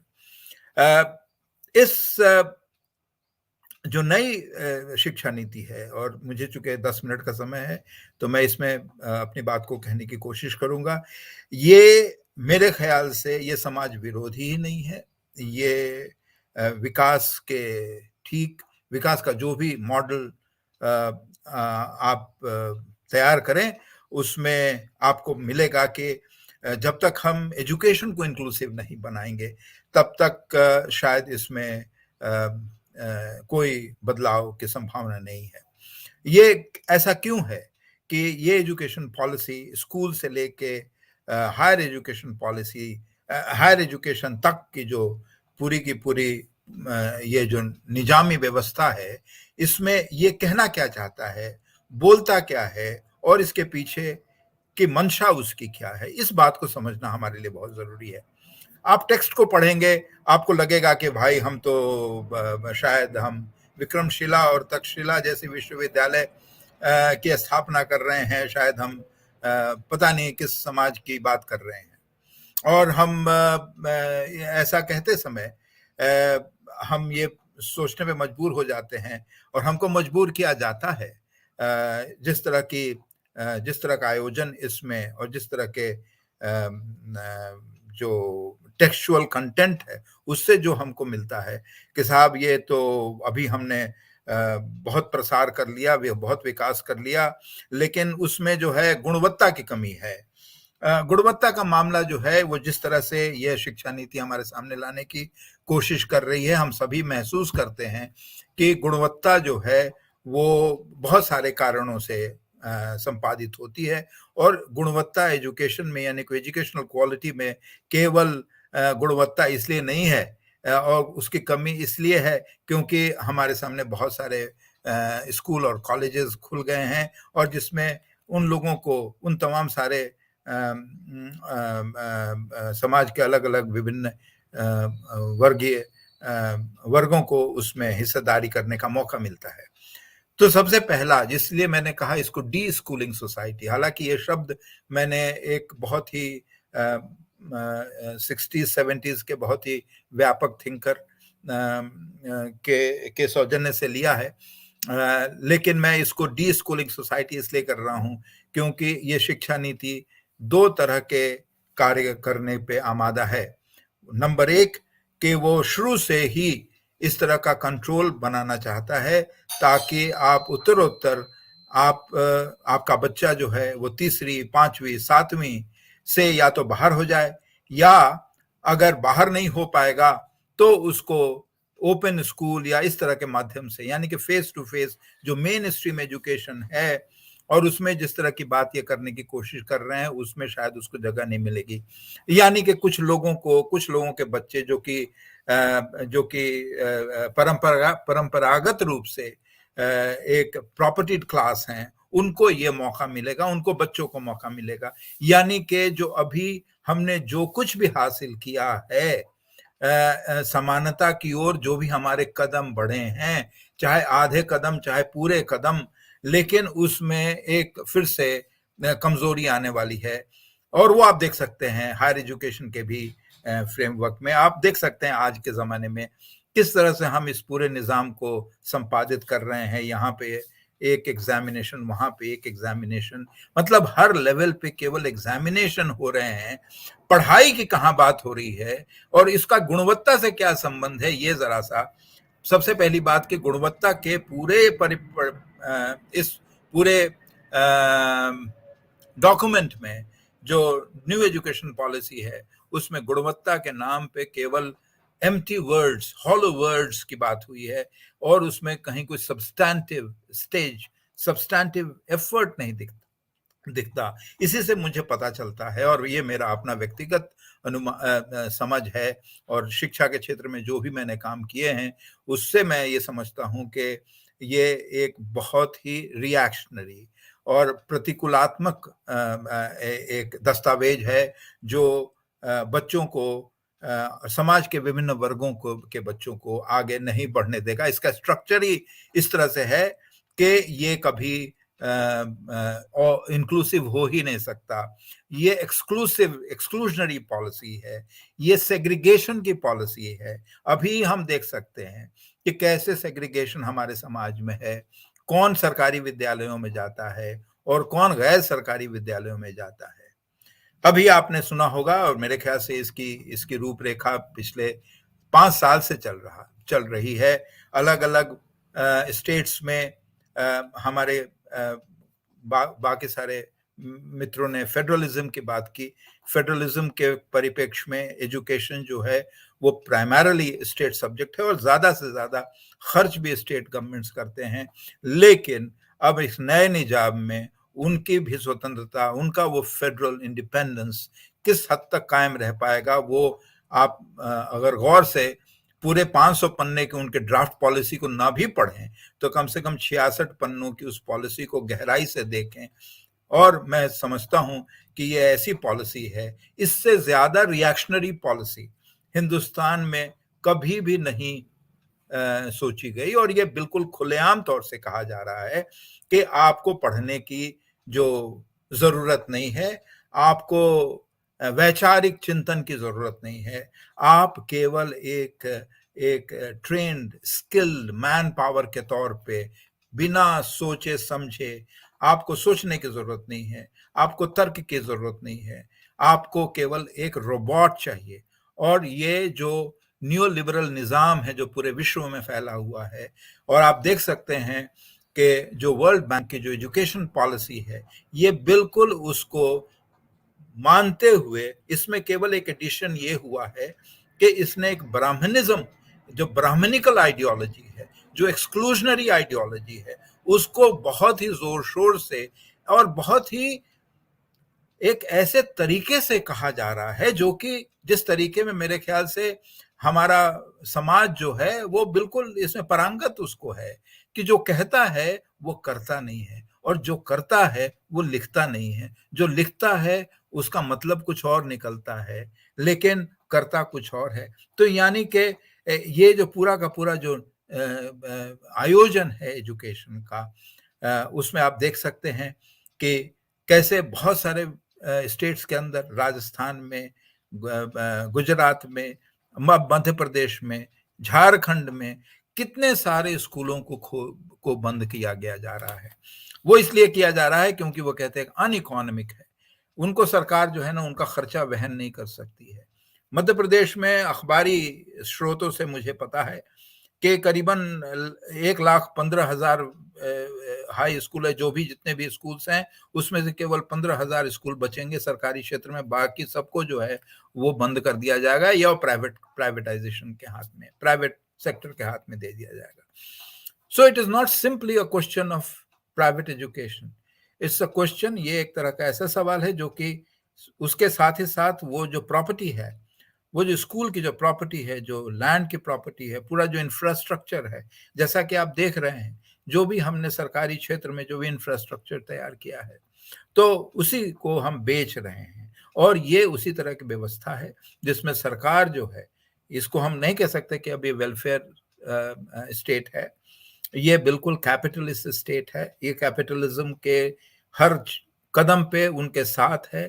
तो प्राइवेटाइजेशन का जो मामला है एजुकेशन के संदर्भ में, स्कूल में अभी तक हमने देखा है कि चाहे सरकारी विद्यालयों में अमीर बच्चों की शिरकत, प्रॉपर्टीड क्लासेस की शिरकत ना हो, क्योंकि वो हमेशा से आइडियोलॉजिकली एक्सक्लूजनरी, वो तबका ही एक्सक्लूजनरी रहा है, उसको इससे मतलब ही नहीं है। आई मीन कि आप जो हमारे संवैधानिक विचारों को वो किसी तरह से इज्जत दे सके।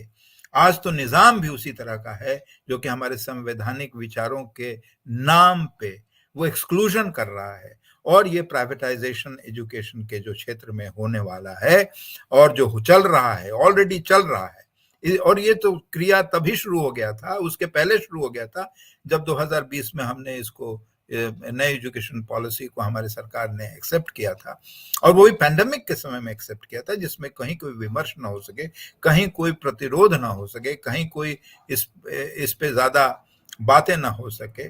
फिर भी आपने जिस तरह से इस पूरे परचम को आगे रखा है, मेरे ख्याल से हमको फिर एक बार मिलजुल के उन त्रुटियों की तरफ ध्यान देना है और उस दिशा में काम करना है, ताकि कम से कम ये दो चीजें जो मैं आपको आपके सामने रखना चाहता हूं। एक तो जो कि पैंडेमिक के समय में हमारे लाखों बच्चे स्कूल से बाहर हो गए हैं, उसके साथ ही साथ स्कूल बंद किए जा रहे हैं, तो वो जो समस्या और गहरी होने वाली है और हो गई है, उसमें उसके बारे में सरकार को कोई चिंता नहीं है। सरकार उसके बारे में कोई आयोजन नहीं कर रही है, कहीं आपने सुना नहीं होगा।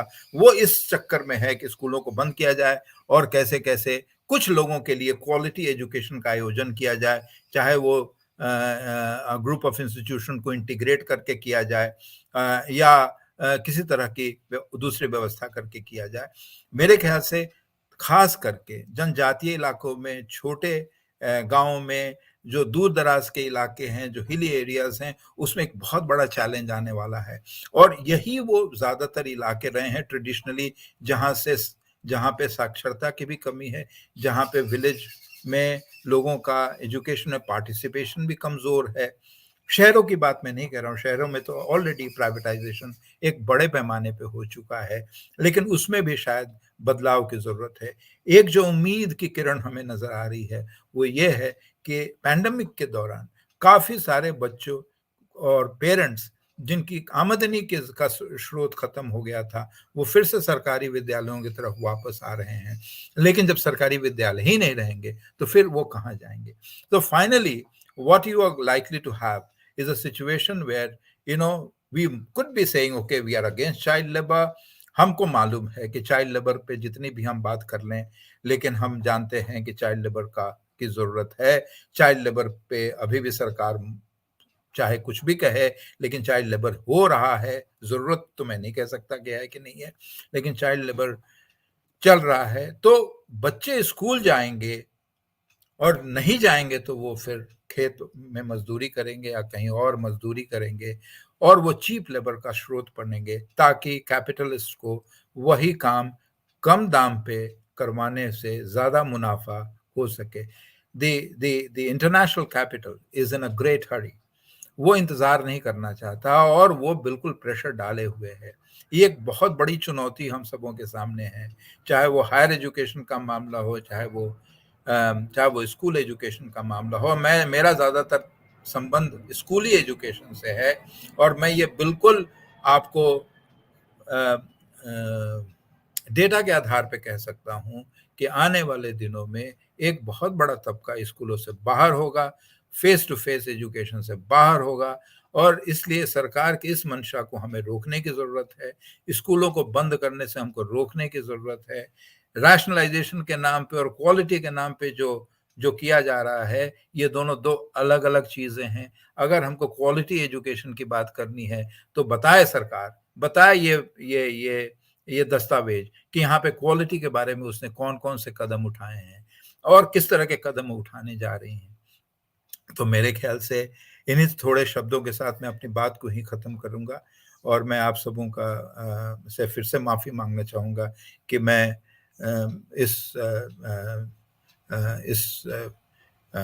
प्रोसेस में आज के समय में उपस्थित नहीं हो सका। बड़ी ख्वाहिश थी कि आज मैं आप लोगों के बीच होता और इस बात को आपके सामने रखता। धन्यवाद, शुक्रिया, thank you very much.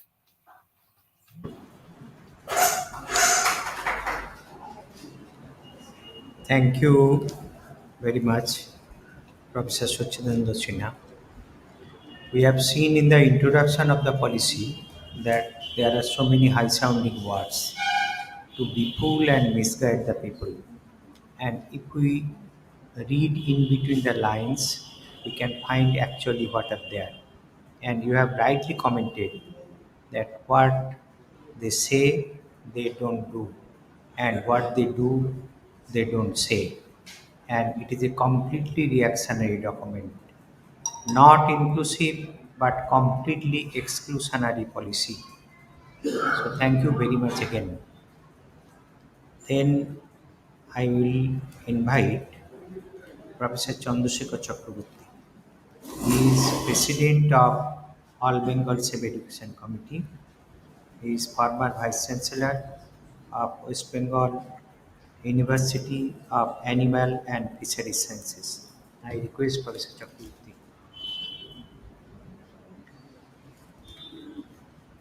Friends, by this time you have heard many information from very prominent persons from different parts of India, and I would like to highlight only few points because our time is very much limited. NEP, the main theme for our discussion, I would like to use three words here. N, it is obviously national, not education, but I am telling you this is new or national erroneous policy. It can be considered as national encroaching policy. It can be considered as a national egoistic policy, because all these things, what words I have used, has already been mentioned by all the eminent speakers by this time. Now, I would like to mention few things here very briefly, that you know in the documents what is NEP 2020. There is a small background. The then MHRD Minister Sriti Irani ji, she formed a committee in 2015, and that committee was chaired by the then Cabinet Secretary T.S.R. Subramaniam. And then this present committee, what is now known as the New Education Policy Making Committee, that was formed under the chairmanship of Dr. K. Kasturi Rangan, the ex-ISRO chief. But this is the first time, possibly, that a person who is not directly associated in the field of education for a long time, he chaired this very important committee. The committee, the draft, you know, it was placed in 2019. Many objections were made by different people or different organizations from all over India, but they did not give any importance on that, excepting recommendations of the central government's paid organization. Now, it is another very sad thing for us that this final recommendation was approved by the Cabinet Committee on 29th July. Incidentally, that was the 190th death anniversary of our great Pandit Ishwar Chandra Vidyasagar. Why I am telling that?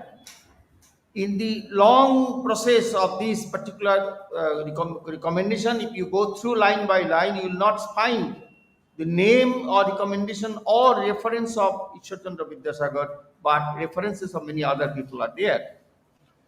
Now, what was the purpose of this? Many points have been mentioned in the document, but very recently, the present higher education minister, now the MHRD is not there, higher education, central higher education minister, he has mentioned that the purpose is to shift from traditional learning towards flexible, equitable, and inclusive education to fulfill Modi's, remember, Modi government's principle building quality, equity, access, and affordability.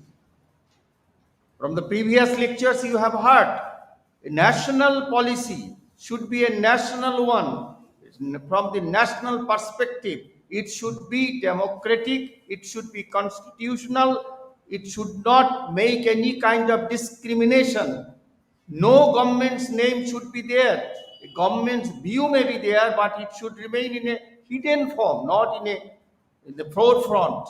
But this is the first time a report has been made that was actually directed by the central government itself.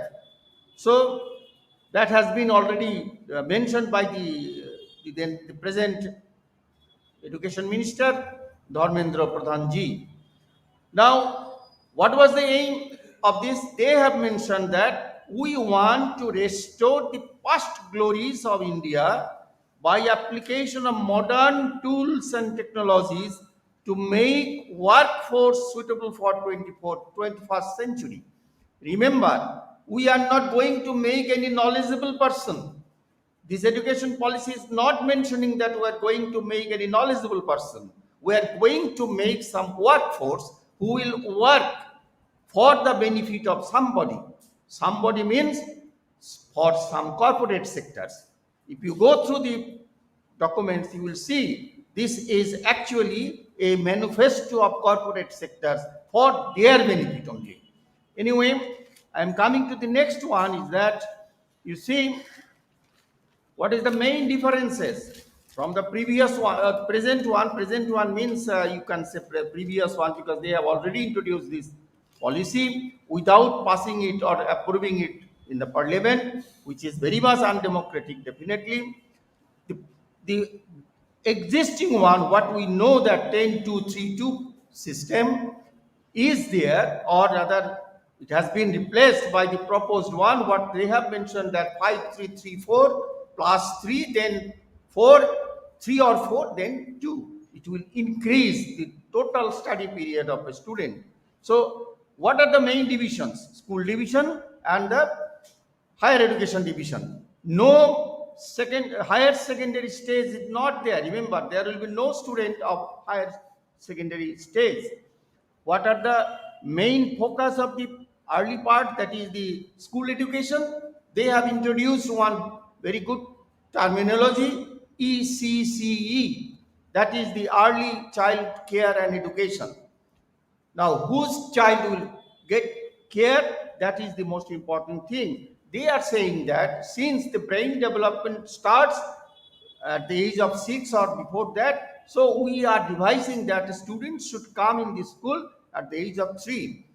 Now, mostly in the rural area, the students they come in class 1, but here they will be there before that. Now the question is, yes, this type of system is existing in the rural areas, in the urban areas. Yes, we send our boys and girls to the Montessori kindergartens and so that type of schools. This system is there, but now the students who are from the rural background, where they will get this study, that is the class 3 onward, they are proposing that yes, they will go to the Anganwaris and they will take lesson from there.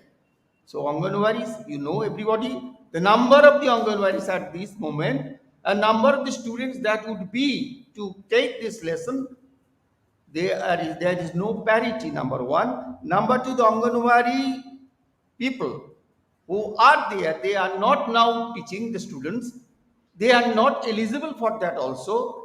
Then if you say that yes, the Anganwaris will take good care, then will it be equivalent to that of the Montessori and kindergartens which are taught by the teachers or prominent persons having much quality?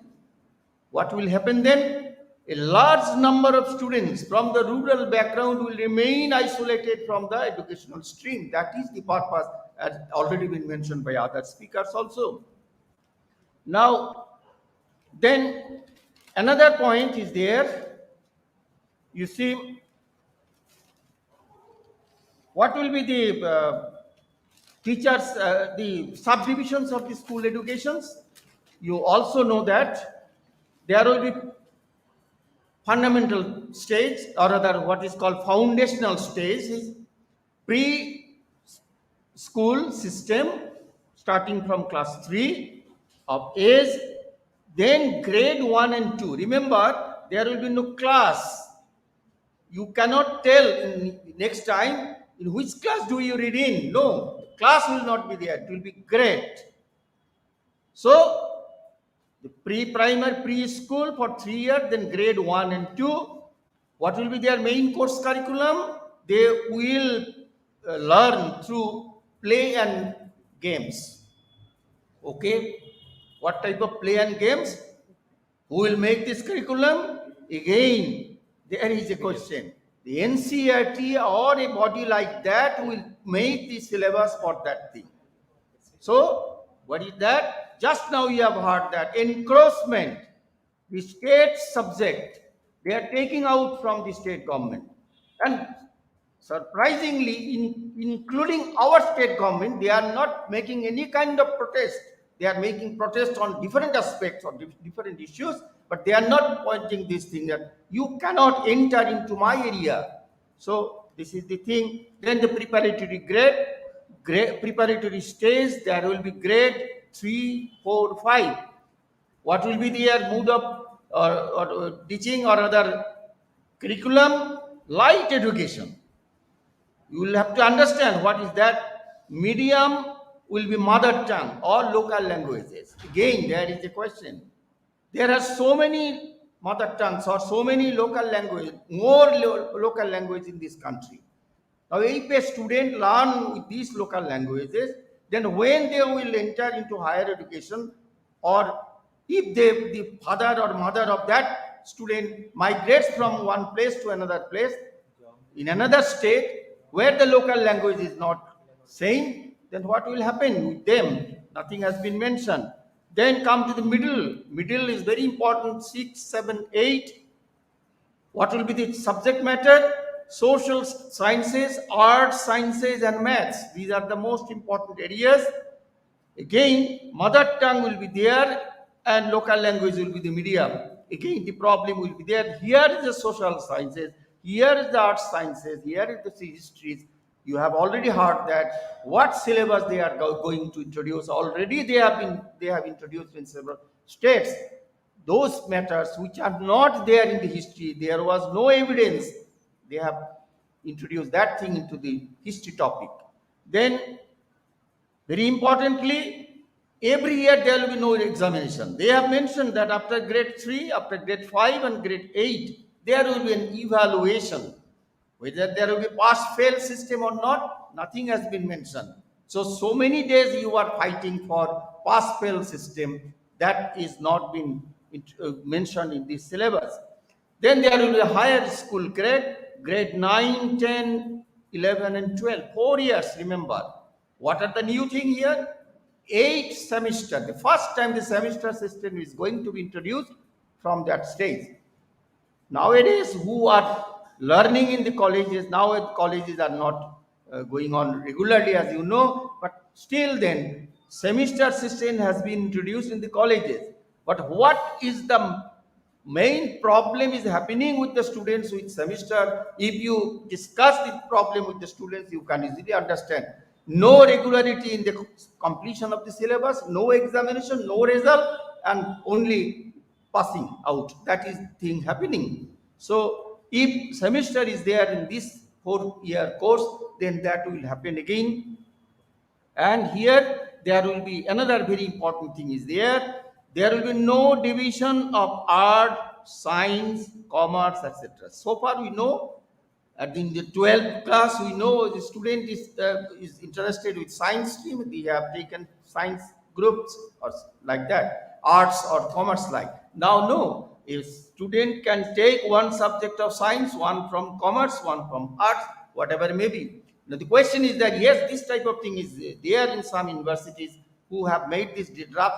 They are associated, some of them are associated with those universities. So, yes, that may be there, but again, our All India General Secretary has mentioned that their system has failed, but we are inviting those systems here that yes, we will try with them. All the combination will be there. What is the purpose? You can easily understand. The student will not get any certificate in science, arts, or commerce.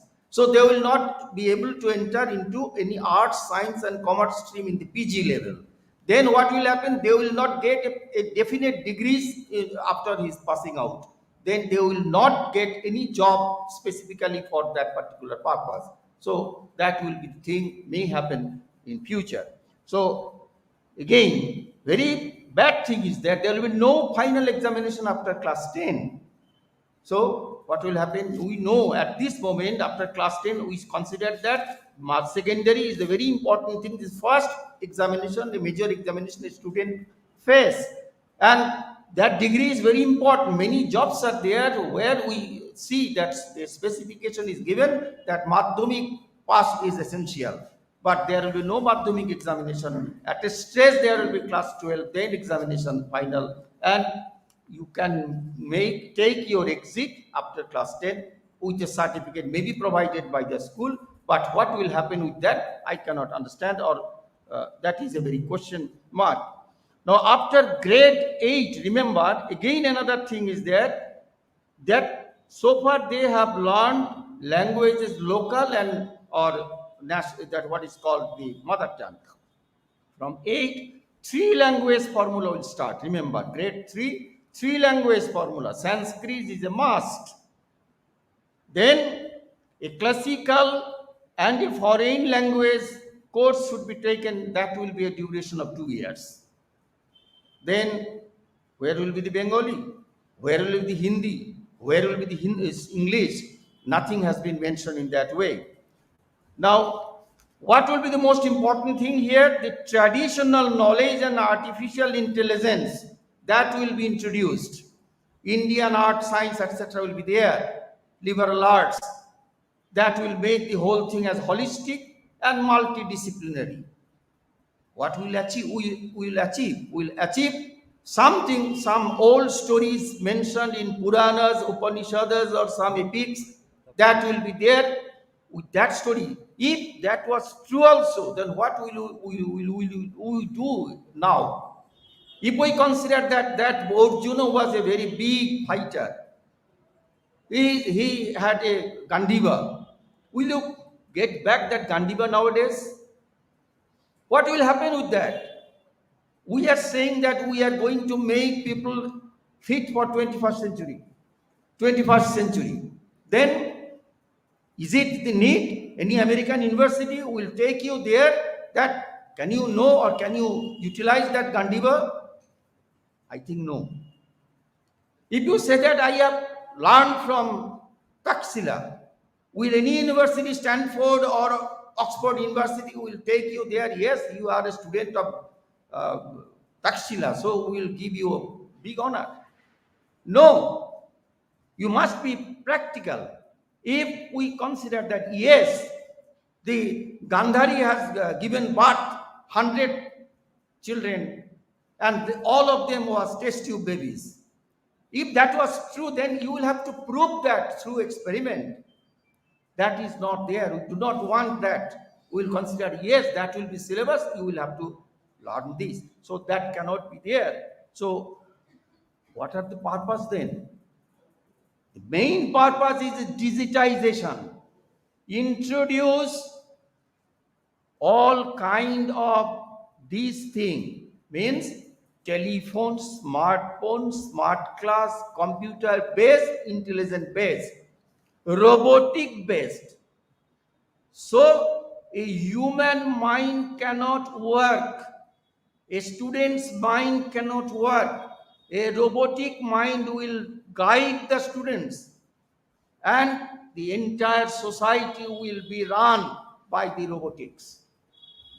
And already you have got ideas from several resources that the people are thinking that in a day, in the future will be this robotic world.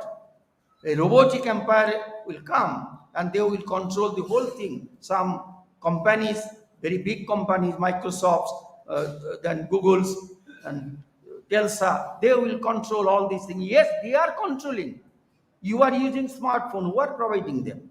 You are using connection, links, who are providing them?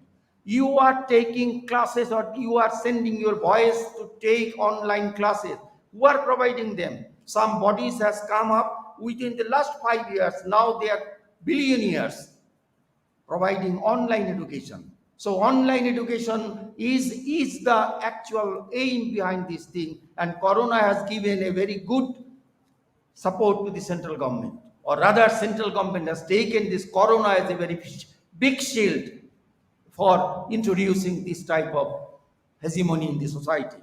So already what has happened, you know, that a study has been made, and a prominent Professor Sukanta Chaudhuri has already reported that due to this Corona period, or due to the if the multiple exit and entry system is introduced, then the dropout will increase very rapidly.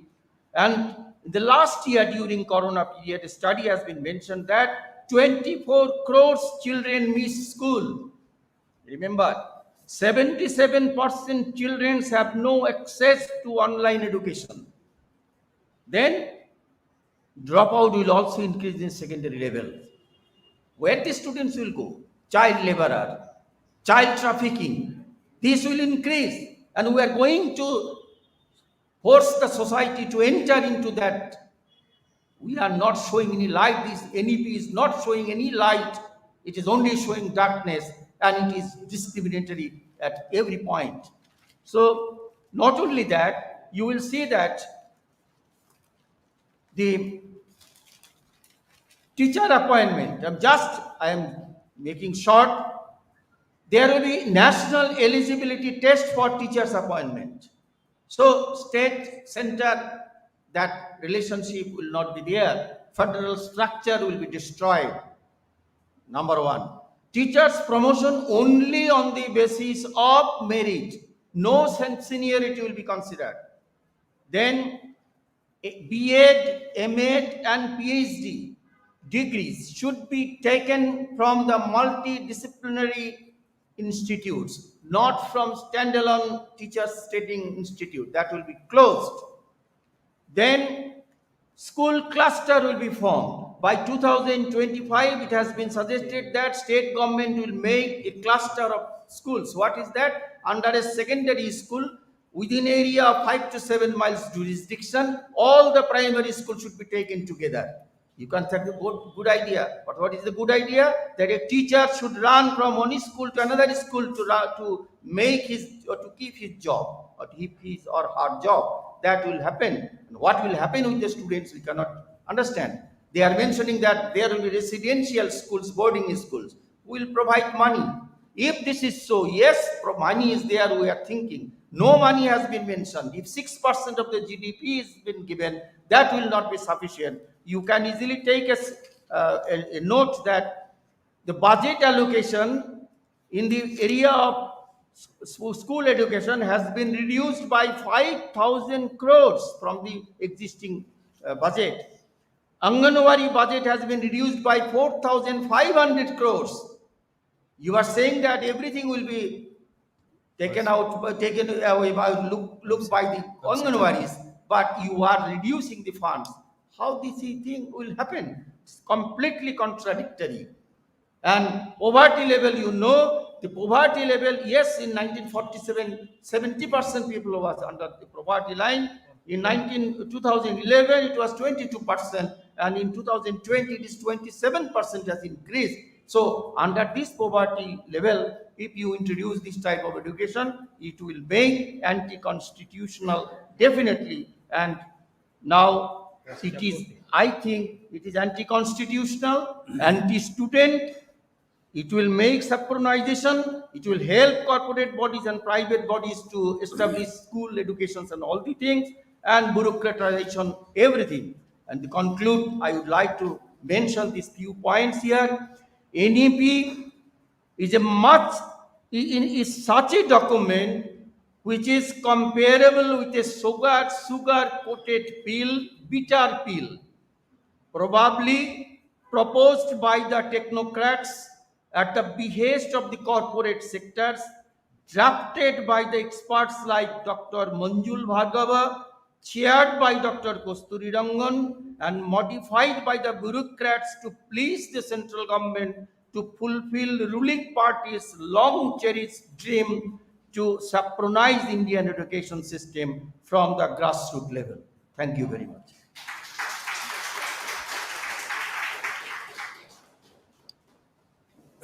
Thank you, Professor Chakraborty, for your illuminating speech, and you have dealt with different aspects. And you mentioned that Vidyasagar's name was not mentioned even, and the education policy was announced on the death anniversary of Vidyasagar. This attitude of the government, from this attitude of the government, it is amply clear that the philosophy of modern education of Vidyasagar, they don't want and they are against it. And you have also dealt with the effect of semester system, the negative effect of semester system on school education, and also different other aspects. Now I request Professor Tapodir Bhattacharya. He is former Vice Chancellor of Assam University, Silchar, and he will speak from Silchar. Professor Bhattacharya. Thank you for inviting me to this much required and wonderful conference. I have been particularly grateful because I had the opportunity to listen to the learned deliberations of Professor Irfan Habib, Professor Romila Thapa, Professor Shukdev Thorat, and also in particular Professor Karunanandam from Chennai. And after a long time, I had the opportunity to listen to my once colleague, Professor Chandrasekhar Chakraborty, who has completed right now. Well, let me tell you in my way, in this way, that this is our urgently needed task to try to deconstruct the so-called national education policy right from the title itself. Because as it has been properly pointed out by all the speakers, in fact, that is neither national and nor a policy that can educate ourselves. This reminds me of the great educational thinker and philosopher Brazil, Paulo Freire, who wrote a very famous book entitled The Pedagogy of the Oppressed. And now instead we find a pedagogy of the oppressor. Friends, according to me, this has been prepared. This is a blueprint of the destruction of India as a nation. And it has been prepared by the Sangha family. And Professor Chakraborty has right now hinted at the help they have from the technocrats. But definitely the blueprint is the brainchild of the Sangha family. There cannot be any doubt in that. And whatever they have proposed to us, they have dismantled the federal structure of our country, which was so long held very sacred. Well, this is an account, according to me, this is a ideological onslaught on the people of India. In fact, there is no ideology, only simulacra.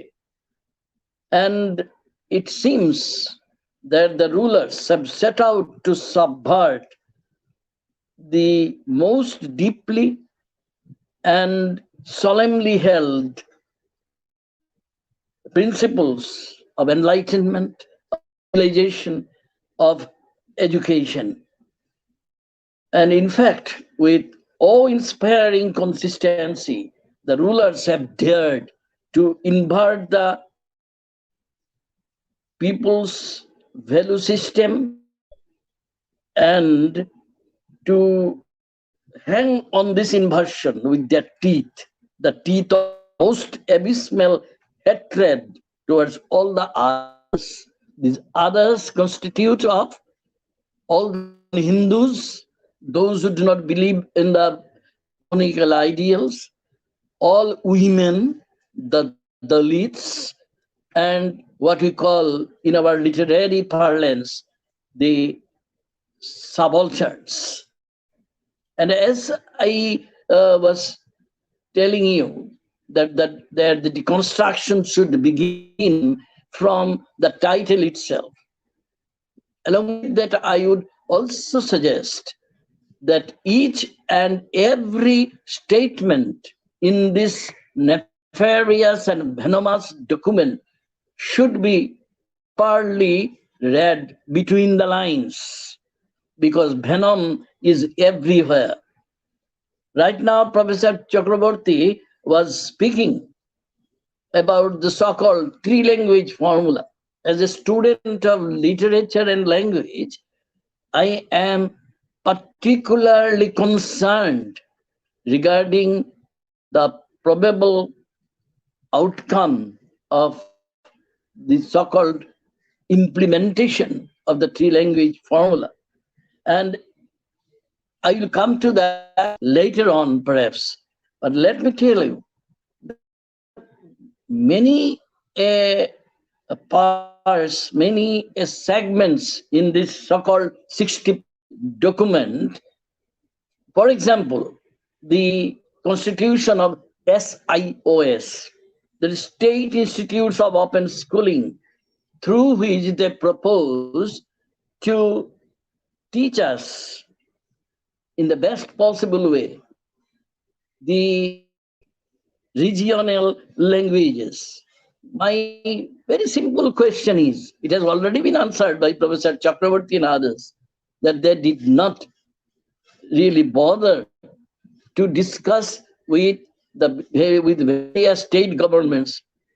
And because they care a damn for the sacred constitution of our country, so they have forgotten that for each and every statement that they have made a so-called policy within court, the state governments and the intelligentsia belonging to different segments of our country should have been taken into confidence, but they did not do it. And the so-called SIOS leads us to pose a counter question. What is its real intention? Because intentionality is the thing that matters most. Friends, I am particularly concerned, and I think all of you are concerned, regarding the true intention of this educational policy. What is our experience since June 2014? There is almost 7.5 years now. They have been able to dismantle the fabric of Indianness among us in all possible ways. They have thrust upon us the policy of hatred, mutual exclusion, and non-belief, which we may bet in a better way, we may put that it is a cult of non-confidence upon who do not agree with us. There may not be so many persons around who may not agree with us at every possible moment. But anyway, I am not here to discuss the philosophy or the lack of it in the document. So let us think that because they have tried to put in the same, under the same umbrella, the pre-primary to the university education. So all the sectors, all the segments of that policy should be properly dealt with, and the people around who are the not the who are the real prey to this so-called policy, venomous policy, the main points, salient points of this non-policy should be taken to them. Friends, if you go into the different paragraphs that they have mentioned, let me first start with the first 28 paragraphs in the fifth column, 5.1 to 5.28, where they have talked about CPD, that means continuous professional development. I would rather try to put it in this way. This is a counter ideological. C, counter, stands for counter ideology or counter ideological, and P means pseudo knowledge, and D means destruction. To the process and system of counter ideological onslaught and counter epistemological crisis, they are trying to destroy us, and if they do not believe in the equality and justice, then why they have, in a very sugar-coated language, in the introduction itself, in several paragraphs, they have time and again talked about justice and all that, because they do not believe in justice. And now let me, because I cannot speak about everything, they have used the name of Kasturba, wife of Mahatma Gandhi, in constituting, according to their proposition, a particular school for the women. But what they are doing, they are trying to destroy all the coveted symbols. What they have done with the spectacle of Mahatma, they have tried to abuse him by putting that symbol of Mahatma, that spectacle, particular spectacle worn by Mahatma Ji, on the dustbins, on the lavatories, and everywhere. So in the same way, they have tried to misuse the name of Kasturbai Gandhi as well. And moreover, what they have been doing in Uttar Pradesh for the last several months, or maybe many a month, many a years now, on the basis of that, can we have any confidence on what they are proposing to do? And as Professor Chakraborty, who spoke before me, he talked about the language teaching in a nutshell, though they have made use of certain languages, but there are some other languages which have not been enlisted. If they are trying to do it for educating our next generation in different international languages, so why some very important languages have been totally cast aside? Well, this is a question. There are many questions which have been put forward to us. Now, another point, it was not mentioned though. I'm trying to refer it to here because I happen to be a student of Sanskrit as well, not only Bengali. They have referred to the very nefarious idea of 64 colors, which are everybody. It is known to everybody that it is associated with the Hetaira, that means the Varanganas.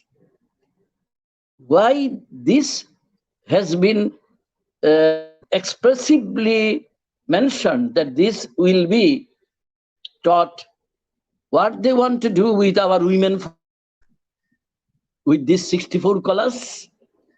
And as we cannot expect that they would have any objective approach to our ancient knowledge system. Already Professor Irfan Habib have told about it, so I'm not going into details. They have mentioned Kadambari. I don't know why Kadambari was mentioned, because Kadambari may be cursorily written by Bhanubhatta. He might have mentioned this the 64 colors, but actually this reminds us of Batshayana and others before Batshayana also. But I'm not going into any academic discussion regarding that. I'm concerned about their intention. Sometime back I was thinking of their intention within code. So that intention is nefarious, and this nefarious intention found that because they believe in division, want to divide our Indian society. So even in the name the classical language also, they have resorted to these exclusionary tactics. Some, I'm not mentioning any language, some languages have been mentioned, while some equally deserving languages have not mentioned. It seems that they are particularly keen to exclude certain languages in order to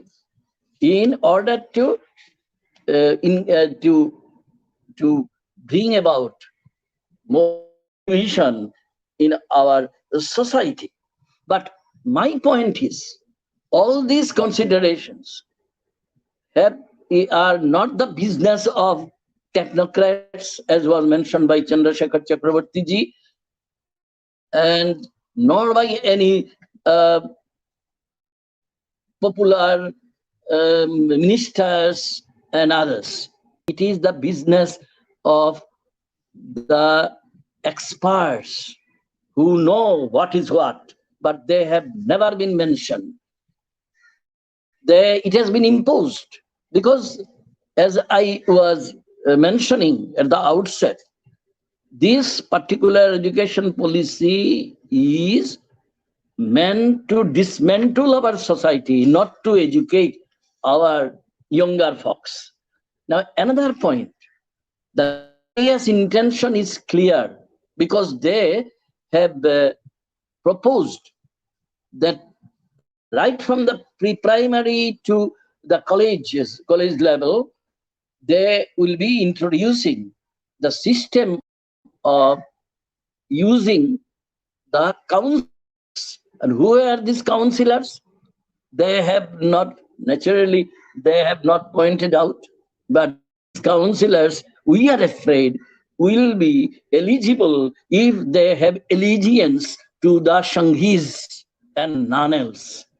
So they want to brainwash our next generation so that years to come, decades to come, there is no question, no interrogation regarding their intention anywhere. And some time back, some illustrious speaker was making a mention of Nalanda and Takshashila, being a student of Sanskrit, and there are students of history here as well. They know mere mentioning the name of Nalandas and Takshashilas do not mean anything, because what was their education system in the age they flourished means everything, because now we are at the fag end of 2021. So in this situation, as Professor Chakraborty was mentioning, that they are trying to dismantle the different schools which are regarded very scientific by generation from our all earlier generations. Scientific understanding, and the understanding of our arts and liberal arts, I mean, and also the education regarding commerce and everything. But they are into making a mix-up. What for? Because they try to confuse. Because they know if we can Professor make Bhattacharya, confusion, Professor Bhattacharya, due then to our constraint of time, aim can I request to you? impose our will upon the people will never be challenged. Professor Many other Bhattacharya, things. And I will only take much time, but that is not needed perhaps. And another thing, uh, on passe, I want to uh, make a mention of the so-called claim regarding Rashtrabhasha or national language, because it has been, because Hindi is being imposed everywhere on all the language systems of this country. But there is a verdict of Gujarat High Court in 2010, which very clearly states that that Hindi is not, maybe official language, but it is not the national language of our country. There is a hell of a difference between official language and a thing. Another thing, uh, as Chakrabarti was mentioning regarding the three language formula, but as we know, right from Rabindranath Tagore and others, he said the mother's milk may be equated to mother tongue, but that mother tongue has been completely disregarded by this so-called document. Instead, they are making use of the local language and home language. What does this peculiar term mean? What is home language? What does it mean? In fact, and you will find it in 4.9, paragraph number 4.9, regarding the home language. This is absurd. And not only absurd, let us be on our guard, because through the position of this so-called new category of home language and disregarding the mother tongue, they are doing greatest possible disservice to the national unity, cultural unity of our country. So we must be on our guard on whatever they have said. So right from the women to the Dalits, and also to this persons I was mentioning, to the those who do not adhere to the Brahmanical thinking system, they have tried to make the federal structure.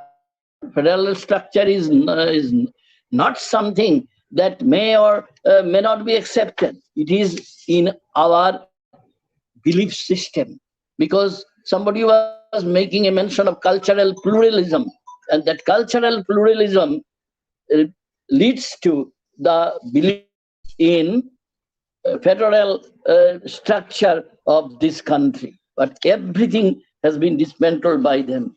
So there are many questions, friends. One by one, I can refer to many, but they are needed perhaps. And if mother tongue, as per 4.13, if this is disregarded, then I think we we will be nowhere near.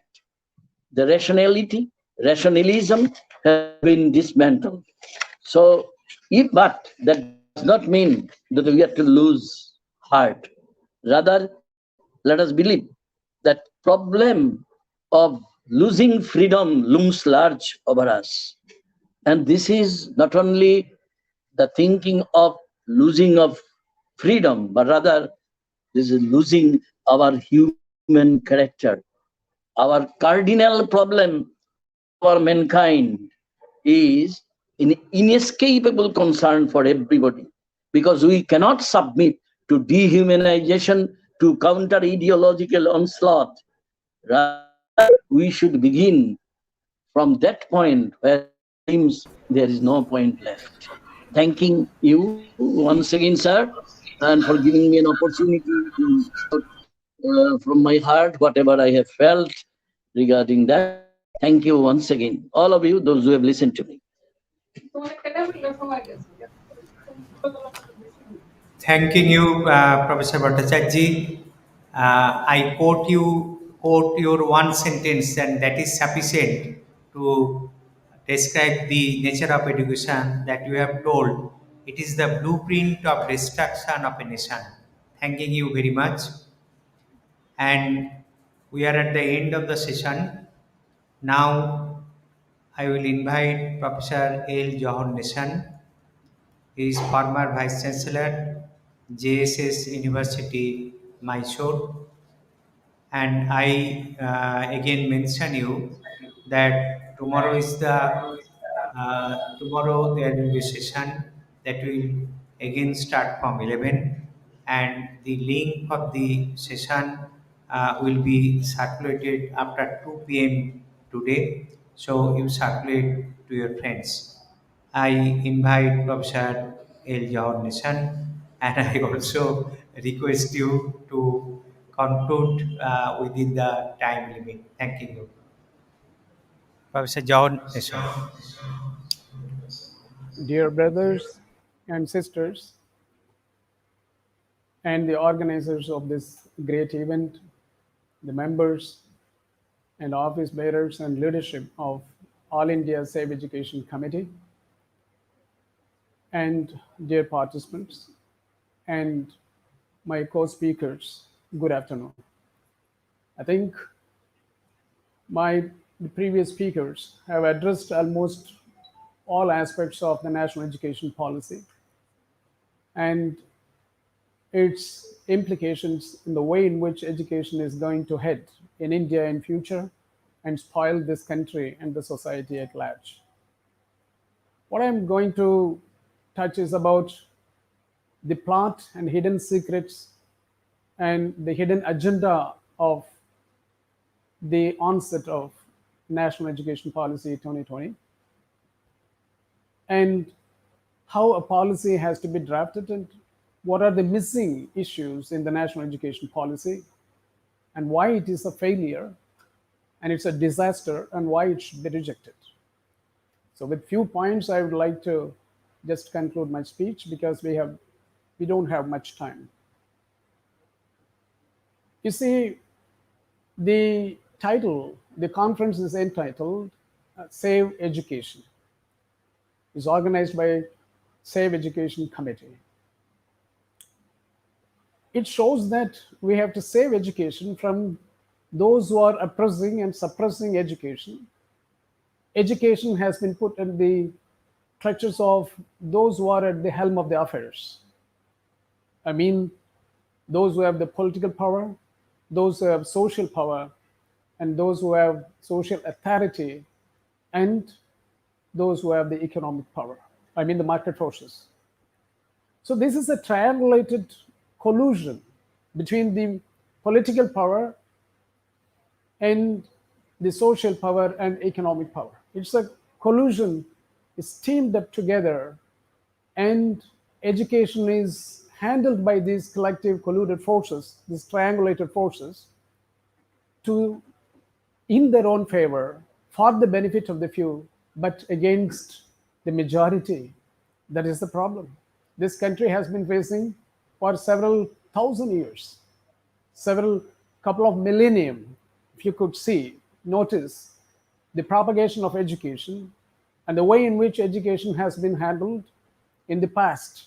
You could see that only that education has favored and benefited the few and disfavored and against the majority of the people.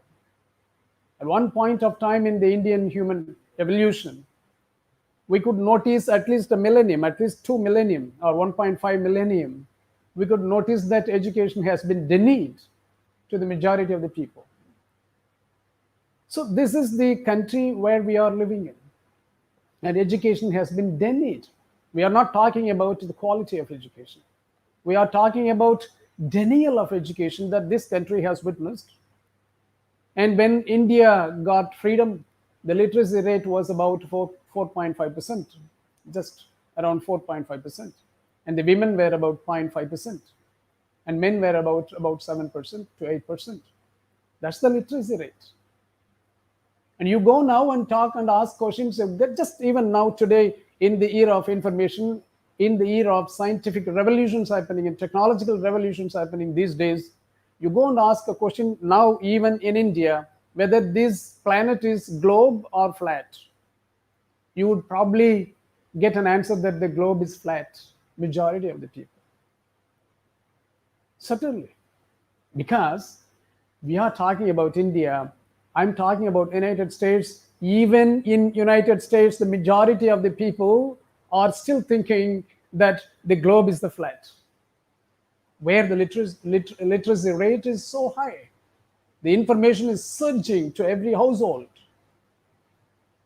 And this is the education we have been receiving in the past 70 years of independence. Imagine what is the kind of education we have been receiving after independence. Forget the past, because the past was completely a period of nonsense. It's completely a period of nonsense, especially in the 1,500 years since now, from now backwards. There was no scientific life in India. There were no discoveries and scientific developments in India. Why? Because we were all suppressed and oppressed and not to receive education, and we were dominated by the religious and social and so-called social and political agenda, and they were oppressing us, and they denied education. And most often that we talk about spirituality, or most of our literature, just 1,500 years old, in South India at least, you could notice that most of the literature and literary works were focusing on what? Spirituality. Spirituality means, I would say that it is unknown science. Spirituality, the way I would like to define is unknown science. It's a metaphysics. You and me can define in our own favor. We can invent gods. We can invent all philosophies and tell the people that this is it.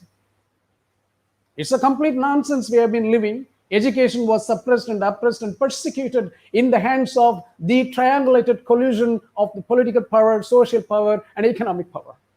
That we must first understand that education did not do anything so far in this country, except some awareness and literacy. I can read and write now. I'm from an agricultural background. I can read and write. Is that what education means then? It's a complete nonsense, I would say. And it was in favor of few and against the majority of the people. That is the problem in this country. What's the root cause then? And now it has culminated with a notorious policy that the world has ever witnessed. A notorious education policy that the world has ever witnessed is National Education Policy 2020. The world also has witnessed such notorious policies under the notorious leaderships. We all have, our forefathers have just recently witnessed last century Mussolini and Hitler. The Nazism of Hitler and the fascism of Mussolini were driven not by weapons. You all must understand first. It was by education. The education started at the age of 6. The Nazist and fascist philosophies were taught to the children at the age of 6 onwards. And the leaders, the so-called leaders, directly involved in defining the subject matters of instruction, the syllabus, the contents. And the soldiers were appointed as teachers. The same thing is happening now. Our teachers are just the soldiers and army of the kind of the cultural revivalism, the traditional Indian, traditional centric education that these people are talking about in the National Education Policy alone. And these are all the soldiers. I am also a soldier. Vice Chancellor, I have to be a soldier to listen the people and take the whip of the people at the Delhi, and I have to implement it. I'm a soldier now. As an individual vice chancellor, I have no authority and power to just at least voice my concerns about the education philosophy in this country.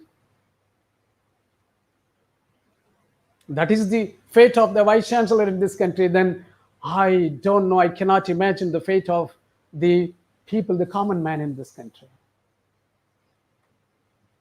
But I would just submit to the honorable members here, the listeners here, please, my dear friends, the National Education Policy 2020 is more notorious than the notorious policies that the world had witnessed under the leadership of Nazis and fascists in Italy and Germany. So I don't want to talk much about what has been spelled out by co-speakers, but I'm just going to highlight a few points about the national education policy and its failure to address the basic concerns of education, the basic objectives of education, what it is. What is the objective of the education that? It's making the society to get maturity from generation to generation. That's it. Very simple. And as individual members, as a part of the society, we are enlightened in that maturity process. And that maturity, is the manifestation of several human activities and the discoveries and inventions. So the manifestation of the maturity lies in the ability of the society, to discern its inventions, to identify the truth and propagate the truth, and enable elsewhere all society members to be enlightened and resolve the challenges and problems that they face in contemporary times. That must be the idea of education. Have we done that? So that is the maturity. The manifestation of maturity lies in the ability of the society to overcome its problems, the challenges that contemporarily it faces through its human endeavors. And that endeavor is nothing but identifying the truth and implementing the truth and follow those truths on day-to-day basis. The truth is nothing but the knowledge. And it emanates from the human experience. It doesn't come from the sky or it doesn't come from gods. We must first understand these terms. If you believe God, you just believe it. So what?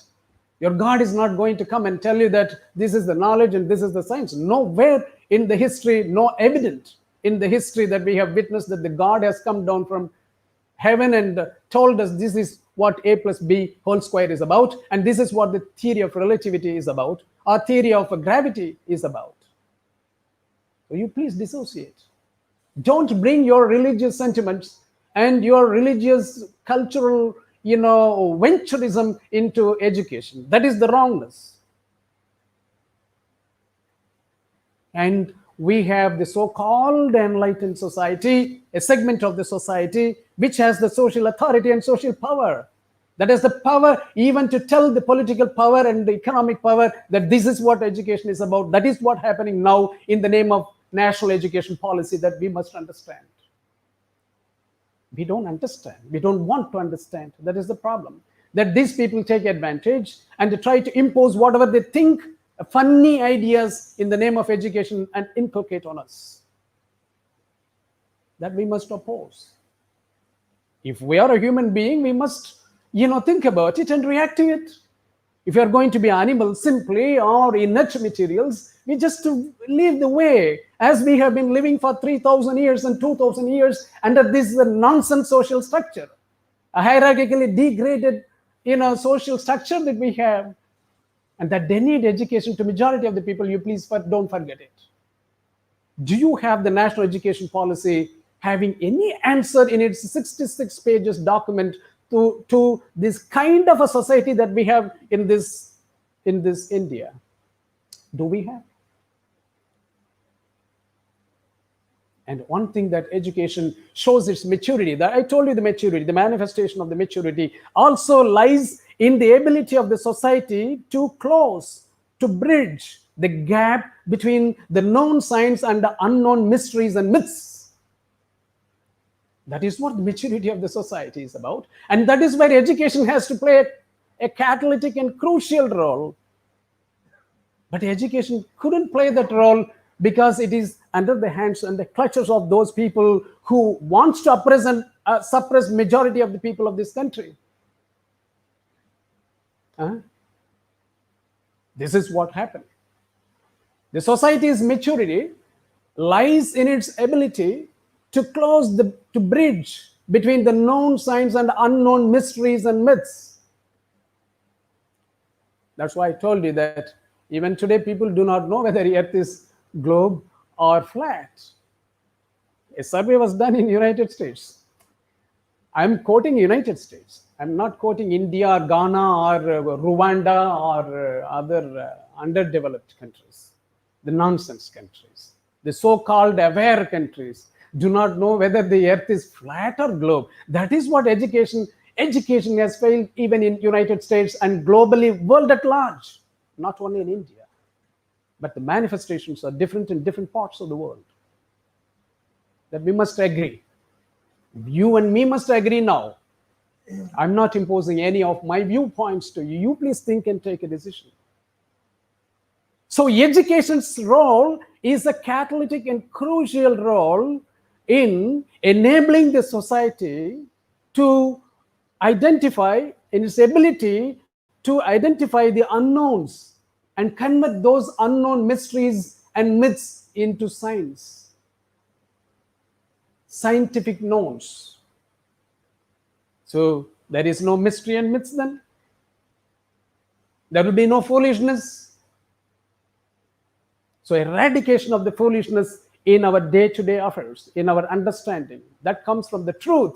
And the truth will only be known when education is allowed to freely, to democratically play its role in converting the known science, in unknown mysteries and myths into known science. That is what I said, that closing the bridge, the bridging between the known science and unknown mysteries. You see, just to quote an example, I don't have much time. Just to quote an example, you go to the Newtonian, period.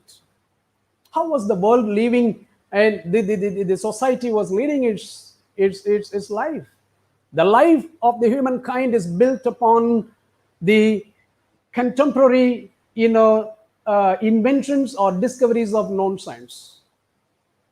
When Newton invented gravitational forces, discovered gravitational forces, not invented, discovered. And later on, electromagnetic forces were discovered.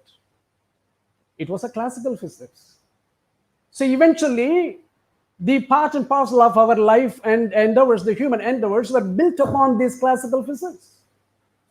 The classical physics those days were nothing about concentrating on two forces, gravitational force and electromagnetic force. Through that, we came out with radios and telecommunications and automotives and automobiles and a lot of developments. The human activities have been getting changed.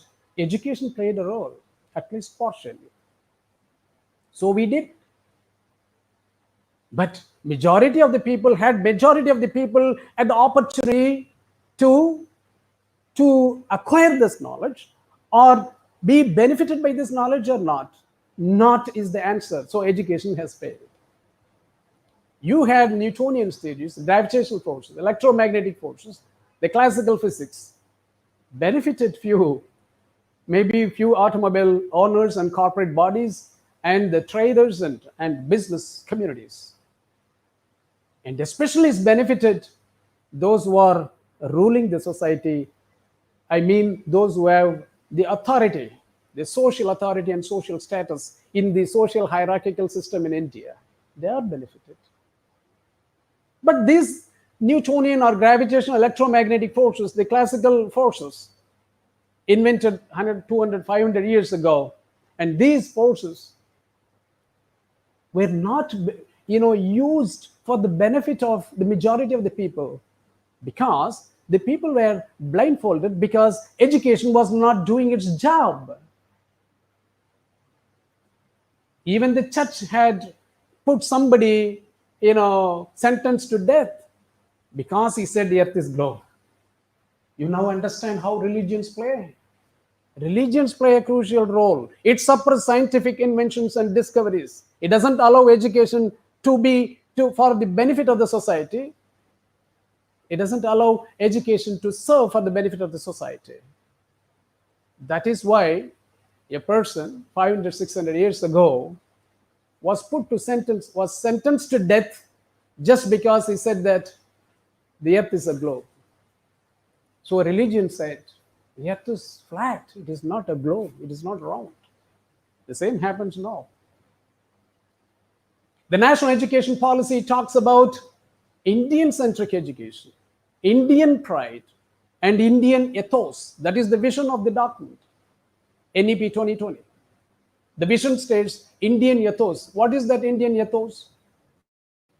It would be like the earth is flat, isn't it? It's going to be. They are going to teach us the earth is going to be flat because somebody said so 2000 years ago. Somebody said so, the earth was flat 2000 years ago. Because of that, we will be forced to learn that. That is what the education is going to be. Dating back 2000, 2500 years ago is what NEP 2020 is planning to do. Are we ready to accept that? Okay, in the old classical physical systems, we were not able to get what we are supposed to have got. We didn't get that, right? Because majority of the people do not know even the earth is flat or globe. And majority of us were not able to achieve the benefit of the technologies and scientific inventions and discoveries because education has failed us. The educative capacity of the society is absolutely zero in this country, especially in India. Because when society is able to overcome its problems and challenges and through the scientific means and scientific inventions and discoveries, what is going to happen? We all will be benefited. But it didn't happen. So that means this society is undemocratic, socially divided as watertight compartments, and virtually there is no communications and exchange of ideas and knowledge and the truths. And only a democratic society will help education to achieve its business, its objectives. An undivided is a divided, a segregated, watertight compartment caste system would not allow the people to exchange ideas and reveal the truth. It would not. What is the answer for this question? For my question in NEP 2020, you ask Kasturi Rangan to tell me. I want Kasturi Rangan to tell me or tell this part of the world. Do you have any answer to this question that I raised? I repeatedly raised for 2 years. Now I'm raising again. The enlightened policy makers of this country should tell us. No question. So democracy, undemocratic society will not help. But now, again, okay, gone is gone. Let us not dwell into the past endeavors and which are nonsense. Forget it. No problem. We have a new education policy, 2020. And in this new education policy, do we have answer at least for the 21st century human endeavors and human activities? The human endeavors and human activities are going to be largely controlled by a quantum field. It's modern physics. It's not classical physics. It's not going to be simply based on gravitational laws, gravitational force, or for that matter, electromagnetic force. There are two more forces joined. The subatomic particles have forces, weak forces and strong forces. It's a nuclear force. And these weak forces and strong forces are there in the quantum field. You, me, the invisible electrons and atoms all are in the same field. That field is called quantum field. And this quantum field, with superpositions of quanta and so much of subatomic particles playing their roles, and the human activities and our consciousness are going to be changed. Already it is getting changed. Google sitting there in the United States and controlling 7 billion people of the world. Their consciousness, their thought process are influenced by the Google now. That thought process are influenced by Google now. You and me are influenced without we know that our consciousness is influenced by them. That is what happened. So that means that what is there? Does National Education Policy 2020 helps us to face these challenges? If somebody is going to sit and modify our consciousness, influence our consciousness, and influence the way we have to think, is going to be influenced by the quantum field, quantum computing, quantum channel, and quantum teleportation. It is not far ahead, just only 20 years ahead. We all are, I think I will live another 20 years. Until I see this NEP is rejected and thrown out of India, I will live, right? I will live. So that means another 20 years, I am going to be very, very active. I'm going to see how this quantum field is going to influence us.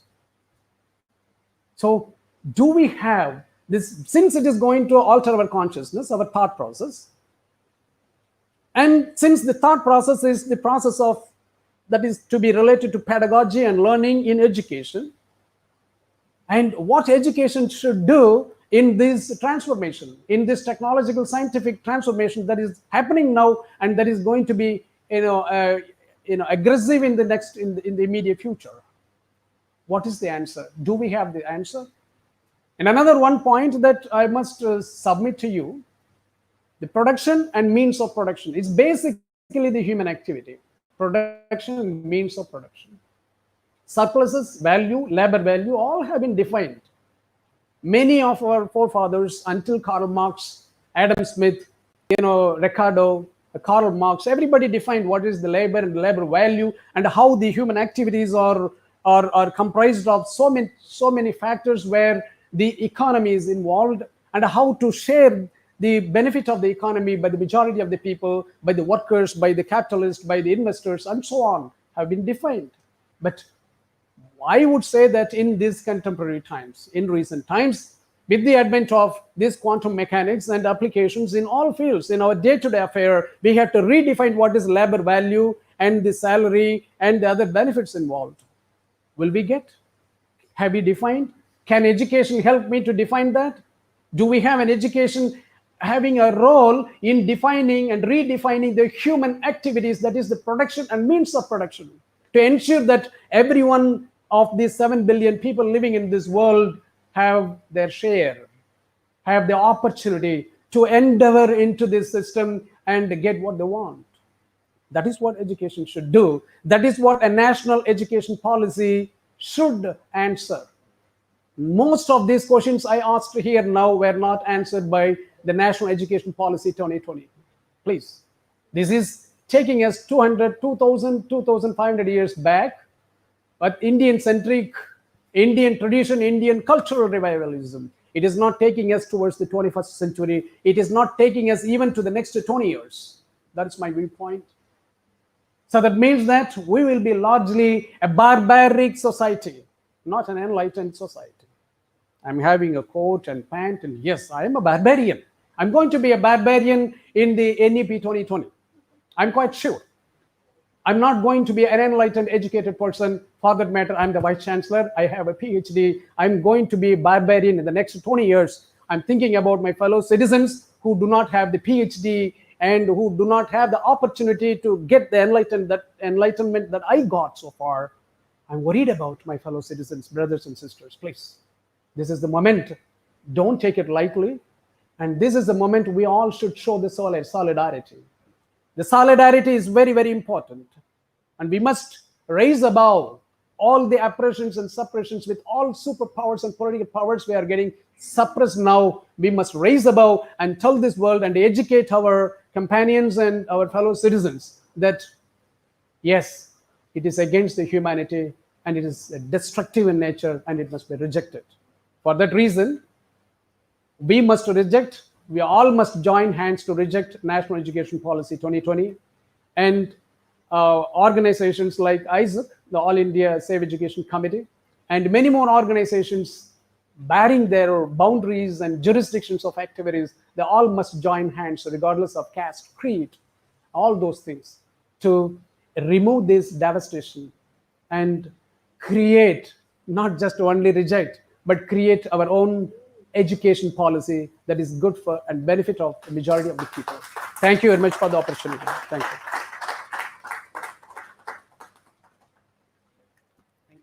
Thank you. Professor Your Nation. He has been with AIACC for long. Let me give an introduction. He has been with AICC for long. He was a vice chancellor of JS University. He opposed the policy. He himself wrote to the state government demanding not to implement. And the party in power obviously couldn't like it. And he resigned from his post. And he is with the movement. This is Professor A. Jahan. So we are in the movement. We have to oppose the national education policy and we have to launch serious movement in the states and nationwide.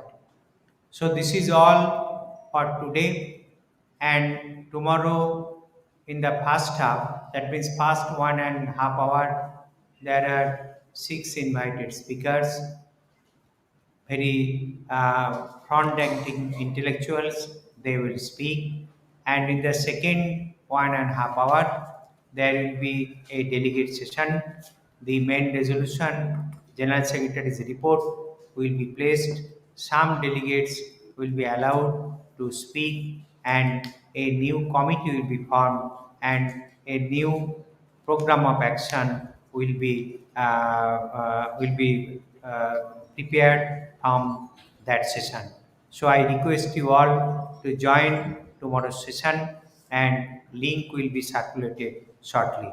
Thanking you very much, all of you in these 3 auditoriums and those who are tuned with this AISCC YouTube channel and the Facebook page.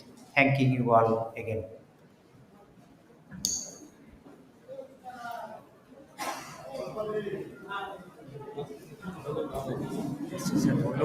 Successfully হলো, কোথাও problem হলো না।